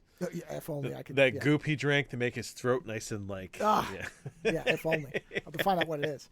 I'm sure. I have no doubt opera singers drink something. So there is some, but it probably tastes like stale bird shit or something. I think it's probably terrible. Andy Serkis said it wasn't good. Yeah, I'm sure. I could probably hold my nose and then I wouldn't really notice it, but Yeah, it's like a mixture of like it's got to be some kind of oil or something like that, plus other things. Yeah. So there are any number of movies that I have on a list, and they're movies that are not urgent, nor are they movies where I don't think I'll ever get to them. They're in a middle ground, and in that middle ground, it's usually, and it was the case here. Usually what happens is I will read something that will spark my interest in watching whatever that thing is. And so it was with a movie. Oh, that sounds so pretentious. And so it was. So it was that Giuseppe came to the land of thus movie. Right. That's pretty much it. I was reading some article, and it referenced it was talking about Hammer movies, Hammer horror films, which I love. And it referenced a movie that I've had on a list called, and this is the actual title, it is called The Asphyx. Now, the asphyx is from the Greek of asphyxiation. It's actually, yes, I believe it is I was really hoping that that's what it was. Yeah, that's what it is. And I believe it is some kind of, I think the concept of the creature is somewhat based in a real whatever, like a myth or whatever. But anyway, so this movie is, it's from 1972, but it feels like a late 50s, early 60s movie in the way that it is made. It feels like a very classic British horror film. You know, one of these ones where it's, grand people speaking in big voices about high ideas. And, like The Time Machine film. Feels like something like that, but not as slow. This movie fucking moves. Like, this movie is riveting. So, movie starts out, and the very beginning is in the modern day, which of course would be the 70s when it was made. And you hear two cars collide, and you see police officers run over to the scene of an accident, and there's two cars, and the people in the cars are both dead, and then there's somebody that's underneath the cars, and you hear the police officer yell to somebody, "Quick, get an ambulance, he's still alive," and they start pulling on the legs. Right? Then we flash back.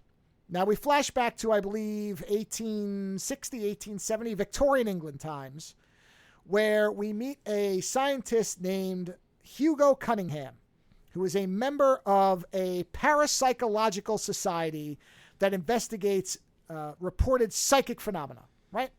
Now, our first intro to this character is this character comes home, and he has a male and female child, both who have, I believe his son is married and his daughter is getting ready to be engaged, but the boyfriend has not asked for his blessing yet, but he likes them all. And the movie very quickly establishes that he is a good person, that he is very generous, that he is very kind, even to his staff. So we get this moment very early on, and this particular moment will factor into the rest of the movie, which I didn't know at the time. I thought it was just a character setup of he is a capital G, capital B, capital P, good person, but this does establish what people think of him and how he acts. So just let's listen to this little bit here. Oh, Mason, about your sister. I don't want you worrying about money, so refer the doctor to me. That's very kind of you, sir. Thank you again. Tell Miss Wheatley I'm home. Very well, sir. That's his butler. Father, you're generous to a fault. We Cunninghams have our obligations. For 500 years now, we have enjoyed enormous privileges. Privilege means power, and we must never abuse that power.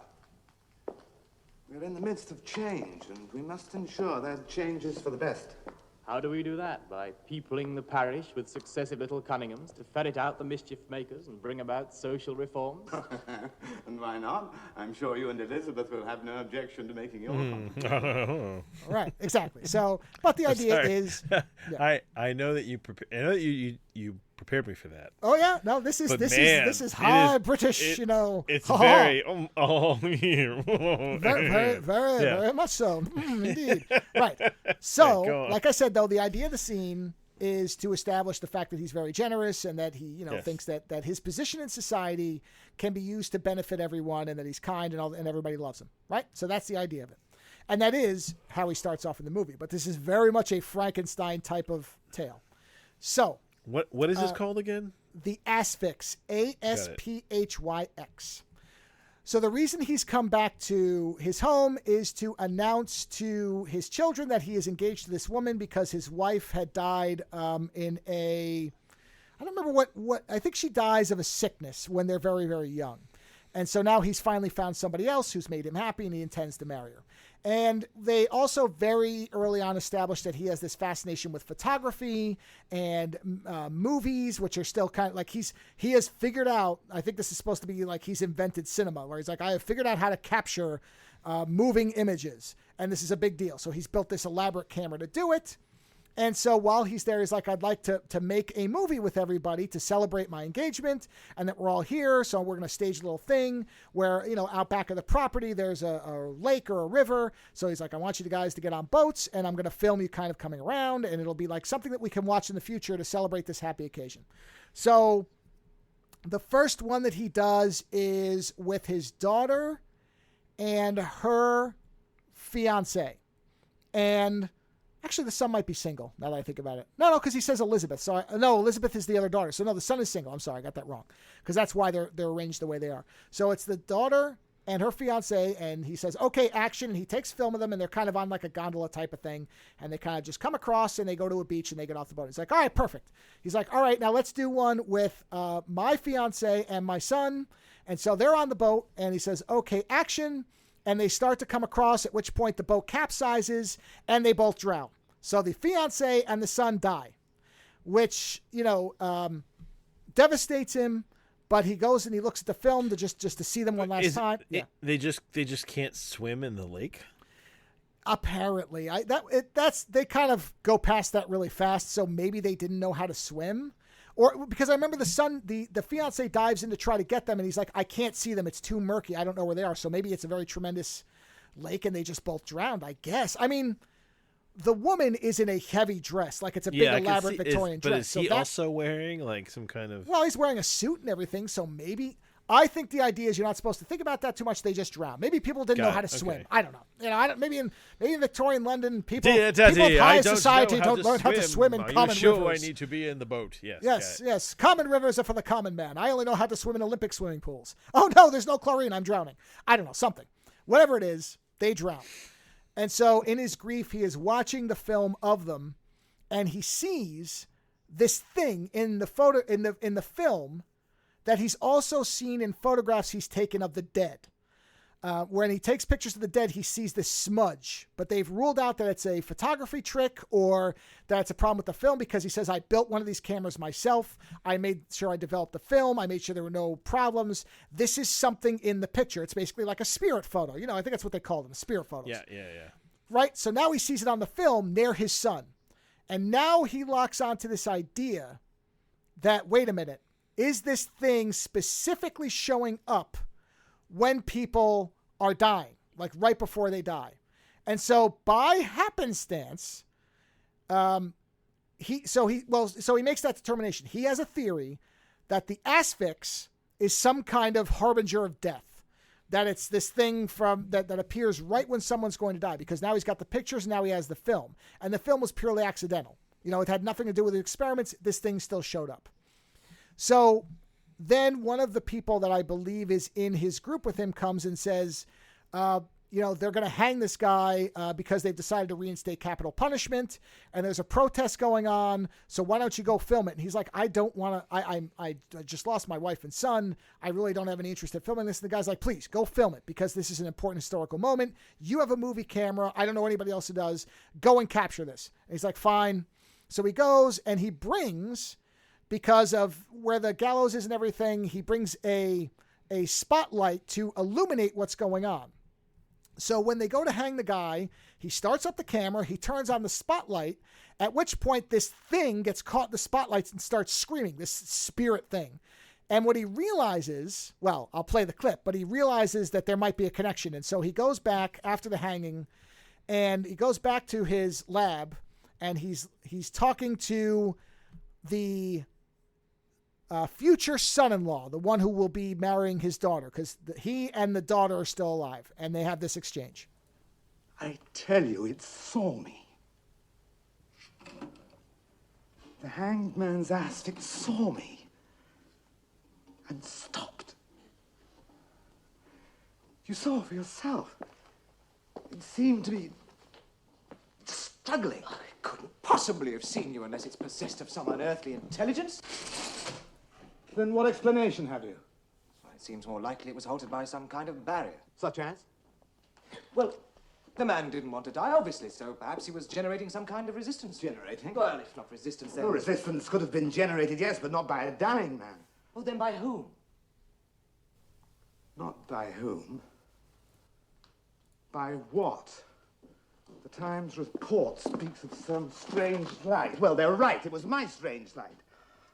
On the film I've just shown you, the asphyx halted. But at the precise time I was using my light booster. I don't follow. If I'm able to record the asphyx because of the fluid with which I sensitized my photographic material, then why shouldn't the light my booster generates determine the asphyx movements? How is the light generated?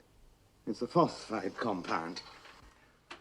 When I press the trigger, it releases accurately measured droplets of water onto these crystals, generating a brilliant beam of... Blinding blue light. So, your curiosity is getting the better of you after all.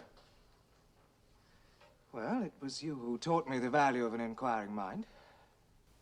So tell me, what exactly are you up to? Okay, so at this point, Cunningham refuses to tell him what he's been working on. And this has confirmed, we find out, Cunningham's idea that this spirit, this was an accident, but it kind of got him to where he was going anyway, which was, if you can stop this thing, whatever this thing is in the photos, and trap it, then it might be able to prevent the death of the person.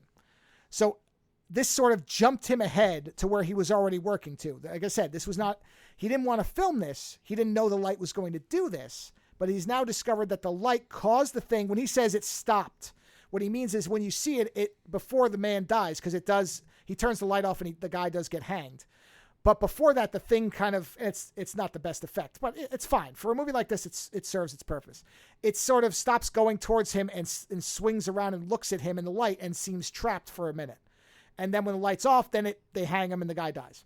So he's now thinking, okay, so now I can build essentially the ghost trap from Ghostbusters, except that in this case, because this thing is appearing when someone's going to die, it's actually responsible for the death. So it's a loosey-goosey kind of thing where you're like, well, wait a minute. So the thing kills him or he just happens to be around? And why would stopping that kill him? But whatever, we go with it because this is the movie.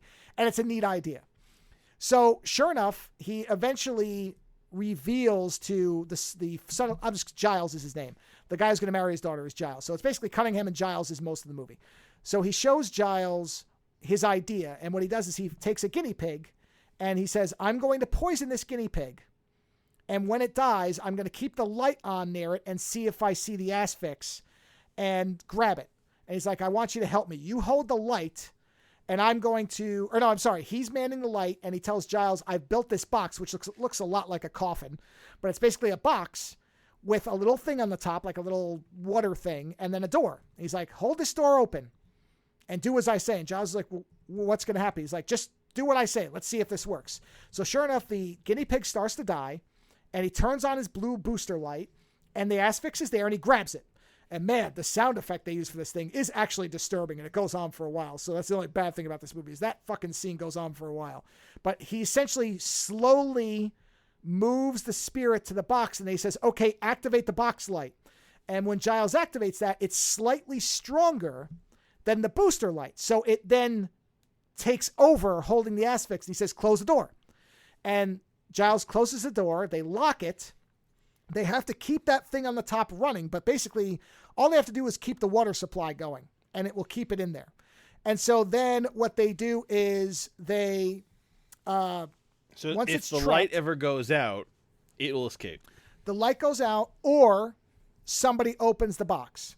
Oh, and so if you don't open the box, there doesn't need to be a light going in there. Well, there does. It has to be both. The light has to be supplied. So if the light goes out, it will escape, because then it just goes back into the ether. Basically, the light is holding it in. As far as I can tell, they never go into this in detail, but I inferred that the light is holding it in this plane of existence. Yeah. Here. And it's apparently every person has their own asphyx. So they're all individualized. So to do this on a mass scale, you would need 1,000 boxes. But essentially it proves, because then the guinea pig, which has been poisoned, they verified that it did eat the poison, now does not die. The guinea pig just stays alive. And so he says, okay.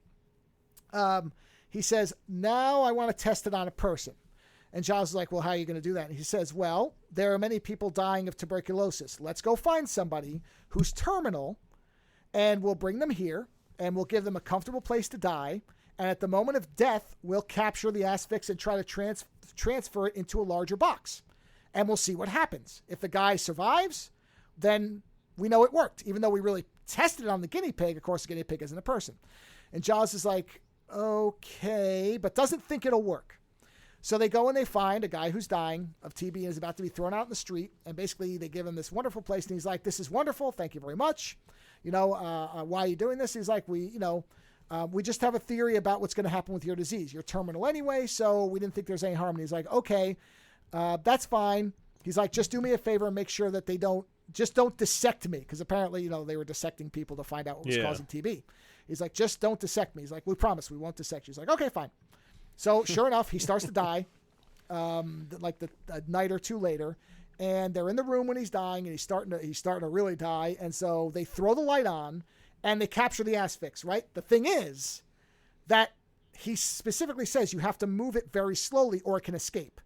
So where it is quite a distance from the box, and in the process of moving it, the person is alive in agony, so he's choking to death from TB as this thing is happening. And Giles is like, he's in agony. You have to let him die. And Cunningham's like, no, he'll thank me once it's in there. It's going to take a little bit, but he, in the end, if I'm right, then he will have immortality. The TB will be gone and he can live a normal life. But the guy is basically like, in agony, and takes a bottle of acid and throws it at Cunningham and hits him in the face and burns part of his face, which of course makes him swing the light wildly. And then the thing escapes and the guy dies.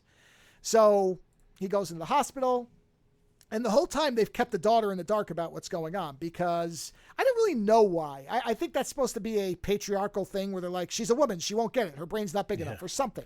I don't really know why they kept her head will explode if she learns too much. That just feels like it's a byproduct of the times, which makes sense. I'm sure that at the time, because he swears Giles to silence, and Giles is like, really? I'd like to tell her. He's like, no, you mustn't. He's like, well, if you really think it'll harm her, I won't. So I don't know what... They never get into detail on what that is, but the daughter doesn't know. So she's just seeing the two men in her life seeming to act really weird and being secretive. So she's not too thrilled about what's happening. But basically, so he's fine, more or less. He's got a burn on his face, but it's not too bad. It's not anything serious. He's just kind of scarred up. And so, he's at home, and they get him to where he wakes up. And when he wakes up, the daughter's there, and he says to her, she's like, what happened? What was going on? Because she heard the screaming. He's like, don't worry about it. It was just an experiment that got out of control. Go get Giles. And she's clearly very hurt by it, which of course she would be, because something's going on and nobody's telling her what's going on. So she's like, fine, I'll go get him. And Giles comes in, and we get this exchange, which is really good just in acting terms, but also ties back to that first clip I played about using their power to keep mankind going in the right direction. So I'll play this. You shouldn't have removed the bandages. It handicaps me in my work, and my work cannot wait. Yes. You mean your real work. The true nature of your experiments. So you have guessed. Immortality. Yes. You've seen for yourself that it is within my grasp.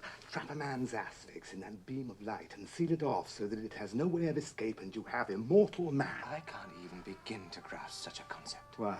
Because of the time it would take. The duration of a mere heartbeat. The blinking of an eye, so vast as eternity, having neither beginning, nor middle, nor end. But why pursue immortality? I once told Clive we are in the midst of change, and we must ensure that change is for the good of all.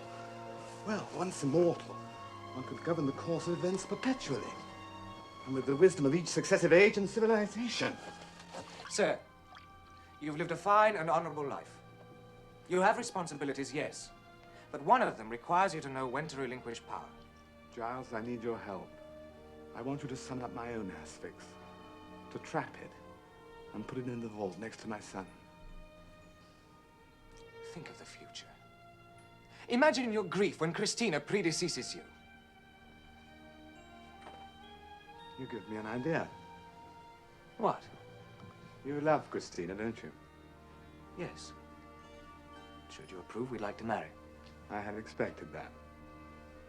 Help me to immortalize myself, and I will immortalize you and Christina. Well, what do you say? Let me tempt you more. Think, man. Think of the power. How can you be sure that nothing will go wrong? For myself, I am prepared to take the risk. If the experiment fails and I die, then it is God's will. If I survive forever, then it is also God's will. Right. So you can see where this is going. I love that argument. Well, if it works, great. then it was meant to work. If it doesn't Right. work, then it wasn't meant to work. Yeah. Yes, exactly. Right. So you can see where he's starting to now get into mania, where he's starting to become obsessive about it. Because, again, he started off all good intentions and he's still kind of there, but now he's talking about, the power of immortality and all the rest of it and being willing to take risks and all that stuff. So you can see what's going to happen. So sure enough, what they do is Giles says, all right, I'll help you. Let's see if this actually works. And so they set up a thing where Cunningham gets put into an electric chair that he's controlling. And what he has to do is, so he says, I'm going to electrocute myself and keep the light running. And when you see the asphyx, put it into the box. Right? So sure enough, he's like, okay, I'll try. But the thing is, Cunningham doesn't really take into account that he's been doing this and working with this equipment for a while, and Giles really hasn't. So he starts electrocuting himself, and Giles has the thing running, but he realizes that he can't maintain the light and keep the box running at the same time. So he starts to lose it, and Cunningham starts to die. At which point his daughter, having heard all the screams, comes into the room, sees that her father is being electrocuted, and immediately thinks that Giles is trying to kill him. And he's like, slaps her in the face and says, get a hold of yourself. Get over there and throw that switch or your father will die. So she's like crying, no idea what's going on, but listens to him, goes over, runs the box, and sure enough, they manage to put his asphyx in the box and seal it. And so Giles tells her what's going on, and she doesn't believe it, which I believe is this clip of them talking to her about it. So let me play this. I'm pretty sure. Let me play this. I'll know if this is it. Hold on a minute. What are you doing? Oh, no, I'm sorry. That's after. I know what that is. So never mind. I thought I captured this later. That's the later clip. So they tell her what's going on, and she's like, I don't believe it. I think you two have become too wrapped up in what you've been doing here, and this isn't going to work. And so Giles says, okay, I'll prove it to you. He's like, just give me till tomorrow. So she goes to bed, wakes up the next day. Hold on. If his asphyx is being captured, all he has to do is stab himself in the chest and be like, say nothing. Well, yeah, but I think this movie probably didn't Isn't he unkillable now? Well, he is. Other than go for my thought was to have Giles take a gun and shoot him. But, so basically he says, okay, go to bed. Maybe because I sort of get why she's already horrified about what she's seen. Maybe they didn't want to traumatize her again by having him shoot her. I get it. So he says, you know what? We'll prove it to you tomorrow. Just go to bed. Just trust me. I'm not going to, no harm will come to your father. So she goes to bed, wakes up next day, goes in to see her father. Her father's bedroom is empty. She runs to Giles. She's panicked. He says, just come with me. So they go down, even though this is, to me, a method that relies far more on trust than what you and I just came up with, which is stab him in the eye or shoot him in the chest or whatever. So they go down into the crypt, and he opens up one of the sarcophaguses or whatever, and the father is in there, and he wakes him up, and he's like, I sealed this airtight all night. There is no way he could have survived, which, of course, what if there was a hole in the thing? Of course he could have survived, but whatever. Yeah. It's a movie. We're going along with it. And that is the proof for her that this is working. And so she says, okay, because then Cunningham, because she's like, no, I still don't want to be a part of it. And Cunningham's like, if you do this, then I will give my blessing to your marriage, but I have to be able to make you immortal first because I can't lose you. I've lost my fiance. I lost my son. I can't lose the two of you. So I have to immortalize you. Otherwise you can't get married. And because this is Victorian England and apparently they couldn't just elope, that's enough to then push her across the finish line. So she agrees. Now, but she's not really immortal. She's got to open the door if she's done. Well, sure. Yes, that in theory could be done. So the way that they decide to kill her is a guillotine. Now I don't really. Oh yes, I do know why. Yeah. Because what Cunningham realizes as he's doing these other things is, except this doesn't make sense with the guinea pig. How does the head go back on? No. It's okay. What he theorizes is that in human beings, the fear of death is what attracts it. Now, you have to say to yourself, well, then why did it go to the guinea pig? Because the guinea pig had no fear of death. It was just eating something. But again, It's a movie, and who cares? So, because at this point... And so because of that, they cut her head off and she dies. Well, okay. So, again, I like what this movie does in terms of they don't just make it that they just kill her. What happens is he realizes that the way to ensure that what happened with him can't happen with her is he runs a constant water line to the light, the booster light, because that was what happened was when he didn't want any possibility of it shutting off, and so he wanted to be able to, he ran a constant water line, and so at this point he's going to man the booster, and Giles is going to man the box, right? So they start the experiment, and what he wants to do is the reason they're using a guillotine is he says, drop the blade, but stop it. And they test it a couple times to make sure the stop works. He's like, because she has to be afraid, which is fucking horrifying for the daughter. When you think about what's going on here, the horror of this movie is there's almost no blood, nothing, no shock scares. It is all the elements of what's going on and realizing that this poor woman is being fucking psychologically tortured by the men in her life, right? So they drop the blade and stop it. She's, of course, crying and freaking out in terror because she's going on her fiancé and father's word that this is not going to kill her. And so the asphyx appears. He throws the light on. He's got it, right? And he starts moving it, at which point you see the guinea pig comes into the room and starts chewing on the water line, right? So you already know what's going to happen. Because for a while, I'm like, how is this going to go wrong? He seems to have thought of everything. And he's moving it, and then you see the thing chewing, and sure enough, it springs a hole. All the water comes out, and the light goes off. Giles panics, loses control of the blade, and it cuts her head off and kills her. So now she's dead. So the father and fiancé have now been responsible for the death of the daughter, right? Now, so she's dead. They bury her. And then the father is in grief. The fiancé is in grief. And the Cunningham says to him, I need you to do something for me. Because before this, he had told him, go get a door that, he says, an impregnable door, which they equate to being a door with a combination lock because you can't unlock a combination lock or I guess knock the door down. But whatever, again, you're going with it because who cares? It's far too good a movie to care because the acting is so good. Who cares?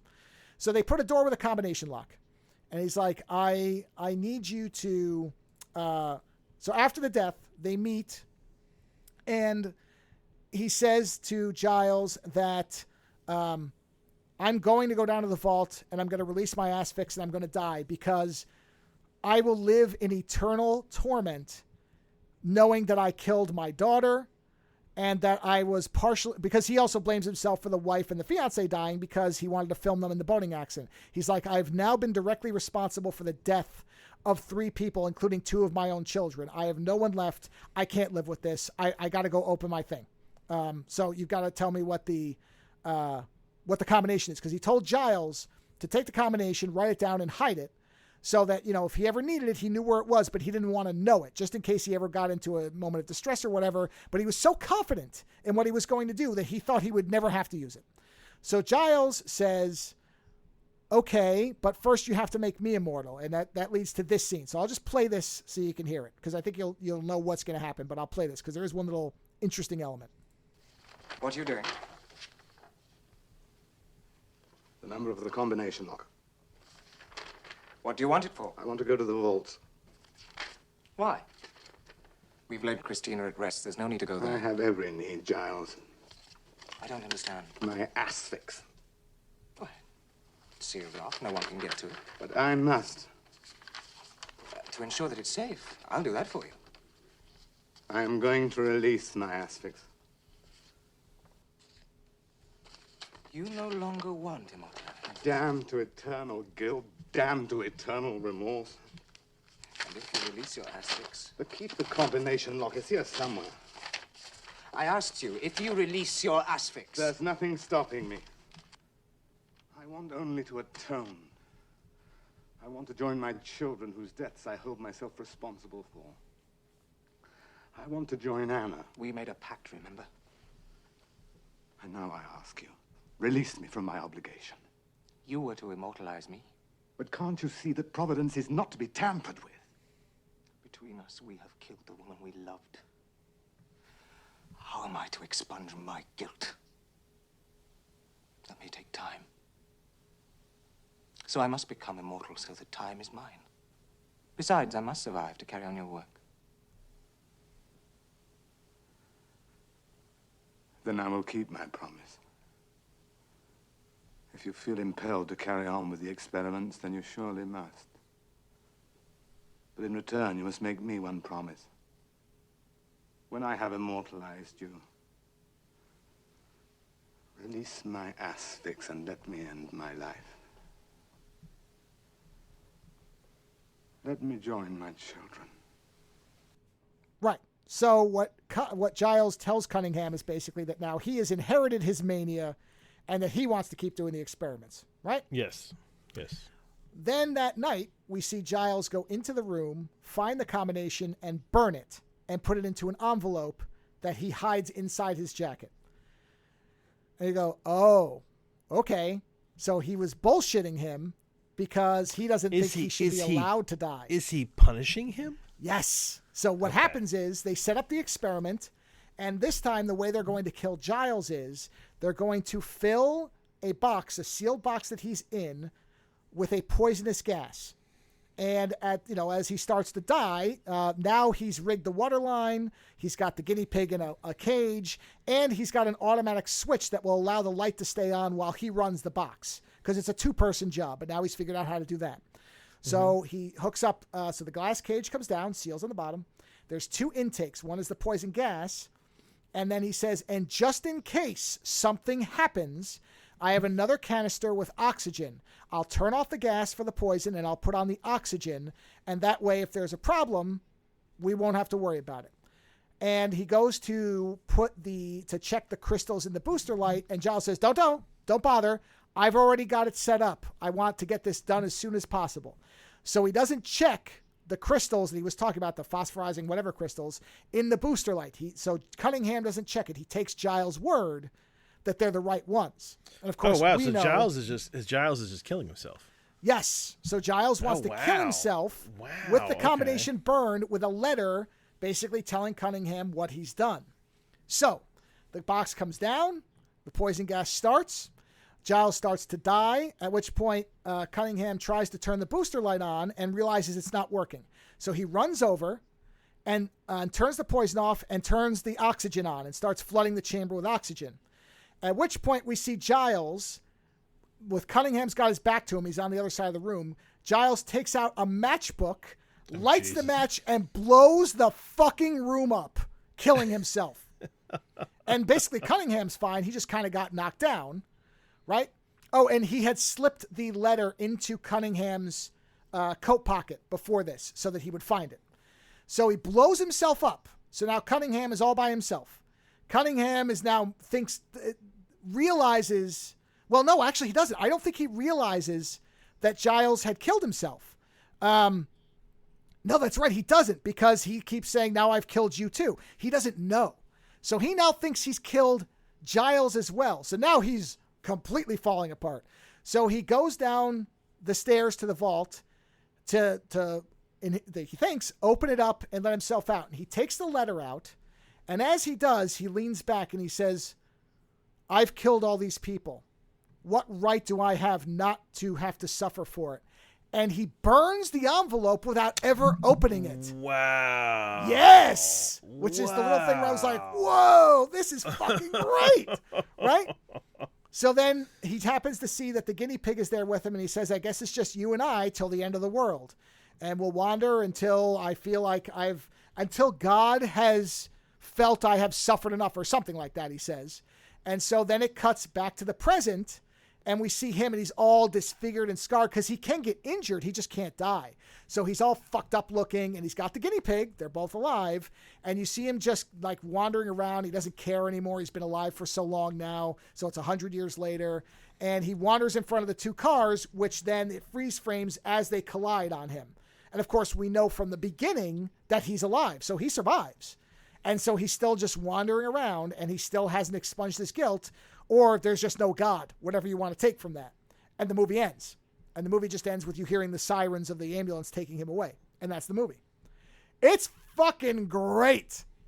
I loved it. I thought it was such a, like I said, there's really no gore. There's no real, it's all the mania and the results. It feels like a Fringe episode. Yeah, kind of. Yeah. Yeah, it kind of is. Yeah. I don't mean that as a bad thing. Like, in a good way. No. No, it's good. Yeah. Yeah, so, that's cool. Yeah, and this was apparently based on an original story, so it's not an adaptation of anything as far as it says based on an original story by these two writers. And yeah. So I thought it was fantastic. I believe, where did I see? Oh, it was $2 on Amazon. $2. Yeah. But I think it is also on YouTube. Now the only thing about it is yes, it is. It is on YouTube. So, you know what? I'll link to that. I didn't check that beforehand, but yeah, there it is. And let me just check. Does this appear to be the movie? Oh no, this is it. This is definitely the movie. The only thing about it is, it was the original filmed version. They cut some stuff from it that they never found a clean version of the cut stuff. Mm-hmm. So they reinserted the original footage, which is important. I mean, I can't believe they cut some of this stuff. I'm sure it was a time thing, even though it's only, you know what? It's 99 minutes. I'll bet they literally cut 9 minutes from it. Let me see if it says, whatever. It doesn't matter. It's worth seeing, even though the footage is not as, you could tell where the difference is because it goes to standard definition and it's like full frame, and then the rest of it is widescreen and really, really in good shape.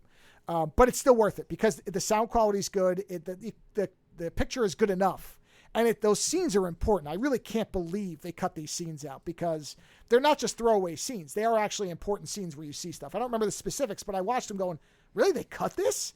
Because this is, character development stuff. So maybe that was it. Maybe they felt it dragged the movie or whatever. But $2. Yeah, I would have paid $20 for this. It was so good. And, it is definitely an older style film. It's mostly at their house. There's a couple times like where the guy gets hung, they leave for that. And there's maybe one or two other scenes outside the house. So it's mostly people in rooms talking, but it's these wonderful English actors. The delivery of these lines is most of the time in one take. You know what I mean? With back and forth, like the one I was playing you where he was talking to him about immortality. But like most of that is in one shot. So it's like this really great English actors working on this material. And the idea is neat. The thing where Giles, once you realize what's going to happen, I was shocked when he blew. I really didn't think he was going to blow the fucking room up. Because I thought, okay, yeah, he's At first I thought he actually craved power. And then when, you see him doing stuff, you're like, oh, he's going to doom him. And then he doesn't open the letter. So he realizes. He dooms himself. Yes. Which so honestly, in a weird way, vindicates the character. It does. I agree. Yeah. It completely changed. He's finally realized what his mania did and that he has to pay some price for it. And he does. I mean, like I said, at the end of the movie, he looks like he's been burned and cut, that he has suffered. And he looks like he's homeless. Like he looks like he's living on the street. Like he is truly in suffering for, like, he didn't really kill the first two. He was just trying to film them, but he was responsible for his daughter's death. There's no doubt about that. And he did make that guy suffer. Even though he thought he would be making him immortal, he still was. I mean, it's the idea of, that's why with executions, they're not supposed to suffer. It's the same idea. That guy was in misery for, I don't know, probably would have been 5 or 6 minutes of the worst pain you can imagine, where a guy's drowning in his own lungs. So he had lost something, he had crossed over. He crossed a line.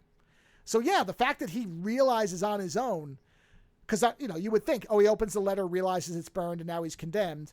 But no, he condemns himself. He never gets to the point of opening it. He just destroys the letter before he ever sees it. So he never knew. So in his mind, he never knew about what Giles did. So he's punishing himself for Giles as well, even though Giles killed himself. So yeah, it's a great movie. I fucking loved it. And like I said, the acting alone would make it. It's just the line delivery and seeing these people that are really just, there's nothing to offset the fact that they have to deliver these lines convincingly. And everybody's good. And like I said, the psychological torture of the daughter, which is just horrible. When they've got her on that guillotine and she is terrified, it is a horrific scene, far beyond if they had, had her head spouting blood and flying all over the place. That's far worse, because she's trusting these two people who are torturing her with this idea, because you never really think she actually thinks it's going to work. Even though they've demonstrated, you can demonstrate anything you want, but when it's your head under a blade, you're going to have doubts. Yeah, it's just very funny that they didn't come up with a way of perhaps something with a little more of a fail-safe. Like I said, there's multiple points in the movie where you have to just go with it. Yep. Yeah, because like you said with the drowning, like neither of those people they drowned that quickly. I doubt it, but yeah, you just and they probably could have found, but whatever. You don't I get it. care, because it's the concept and the acting and everything else is carrying the rest of the movie. So if you can put up with an older style of movie, because some people can't, because there's no jump scares. Like I said, there's one instance where you see a bloody hand.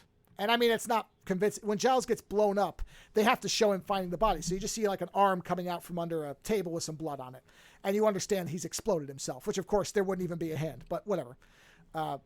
So it's none of that. It's mostly just, it's character work. It's these characters in a place doing these things and you're going along with it. And that's it. So, but if you like that older style horror film, like a Hammer type film, it's very much like that, but without the over the topness of like Christopher Lee as Dracula type thing. Like it never gets to that point. It is what you realize the horror is of what's happening. And seeing this, because when he's talking to the daughter about trying to convince her, I almost captured the audio, but it chops back and forth a lot, and there's a lot of musical stuff in me. It would have been too long. But he is becoming maniacal. Like he's almost like, no, you don't understand. Immortality will give us all this power. Like you can see that he's now completely consumed by what he thinks has to happen. Like he has almost gone mad. And then, of course, the grief is the other side of that, where it has completely destroyed him. And that's where he's like, I have to die. And so now, it's all that stuff. So it's not a big gore and shock horror fest. There's not a lot of big special effects. The Asphyx itself effect is what looks like a rubber puppet, but you barely ever see it. And when you do, it's not that this is like early Doctor Who. It's not. Yes. You're there for the concepts. You're there for the ideas, not necessarily the perfection of the narrative or the execution. And honestly, the only part of the execution of this movie that fails is that Asphyx. It's the only thing, is that puppet is not great. The actors are so good. It's one of those things where just listening to those clips, it's so good. Like just listening to people who are seizing on their dialogue, and there's so much of it. I could have captured every one of his speeches, and they're magnificent. Like, I was just in love with this guy's voice watching this movie. I'm like, please talk more. Please fucking talk more. Because it was so good. And the guys playing Giles, like, their back and forths are excellent. It's just, and again, it highlights, we lose a lot of that in a lot of modern movies because it's, giant CG monster, or, the stunt work, and it's not the people. This is a movie where it's all about the actors for 90% of it. Well, I mean, listen, I often say if the writing is good, you'll excuse the rest. Yeah, well, in this case, it's a combination of the concept, because the writing, like you said, there's a couple of points where you sit there and go, okay, wait a minute, and there's a couple. But delivery is so powerful. Yeah, because they could have secretly on the guillotine, without telling the daughter, had something that would have stopped the blade from going down. They could have put a wood block in there that they didn't tell her about. She still would have been terrified. You know what I mean? There were places where if this was meant to be airtight, it would fall apart.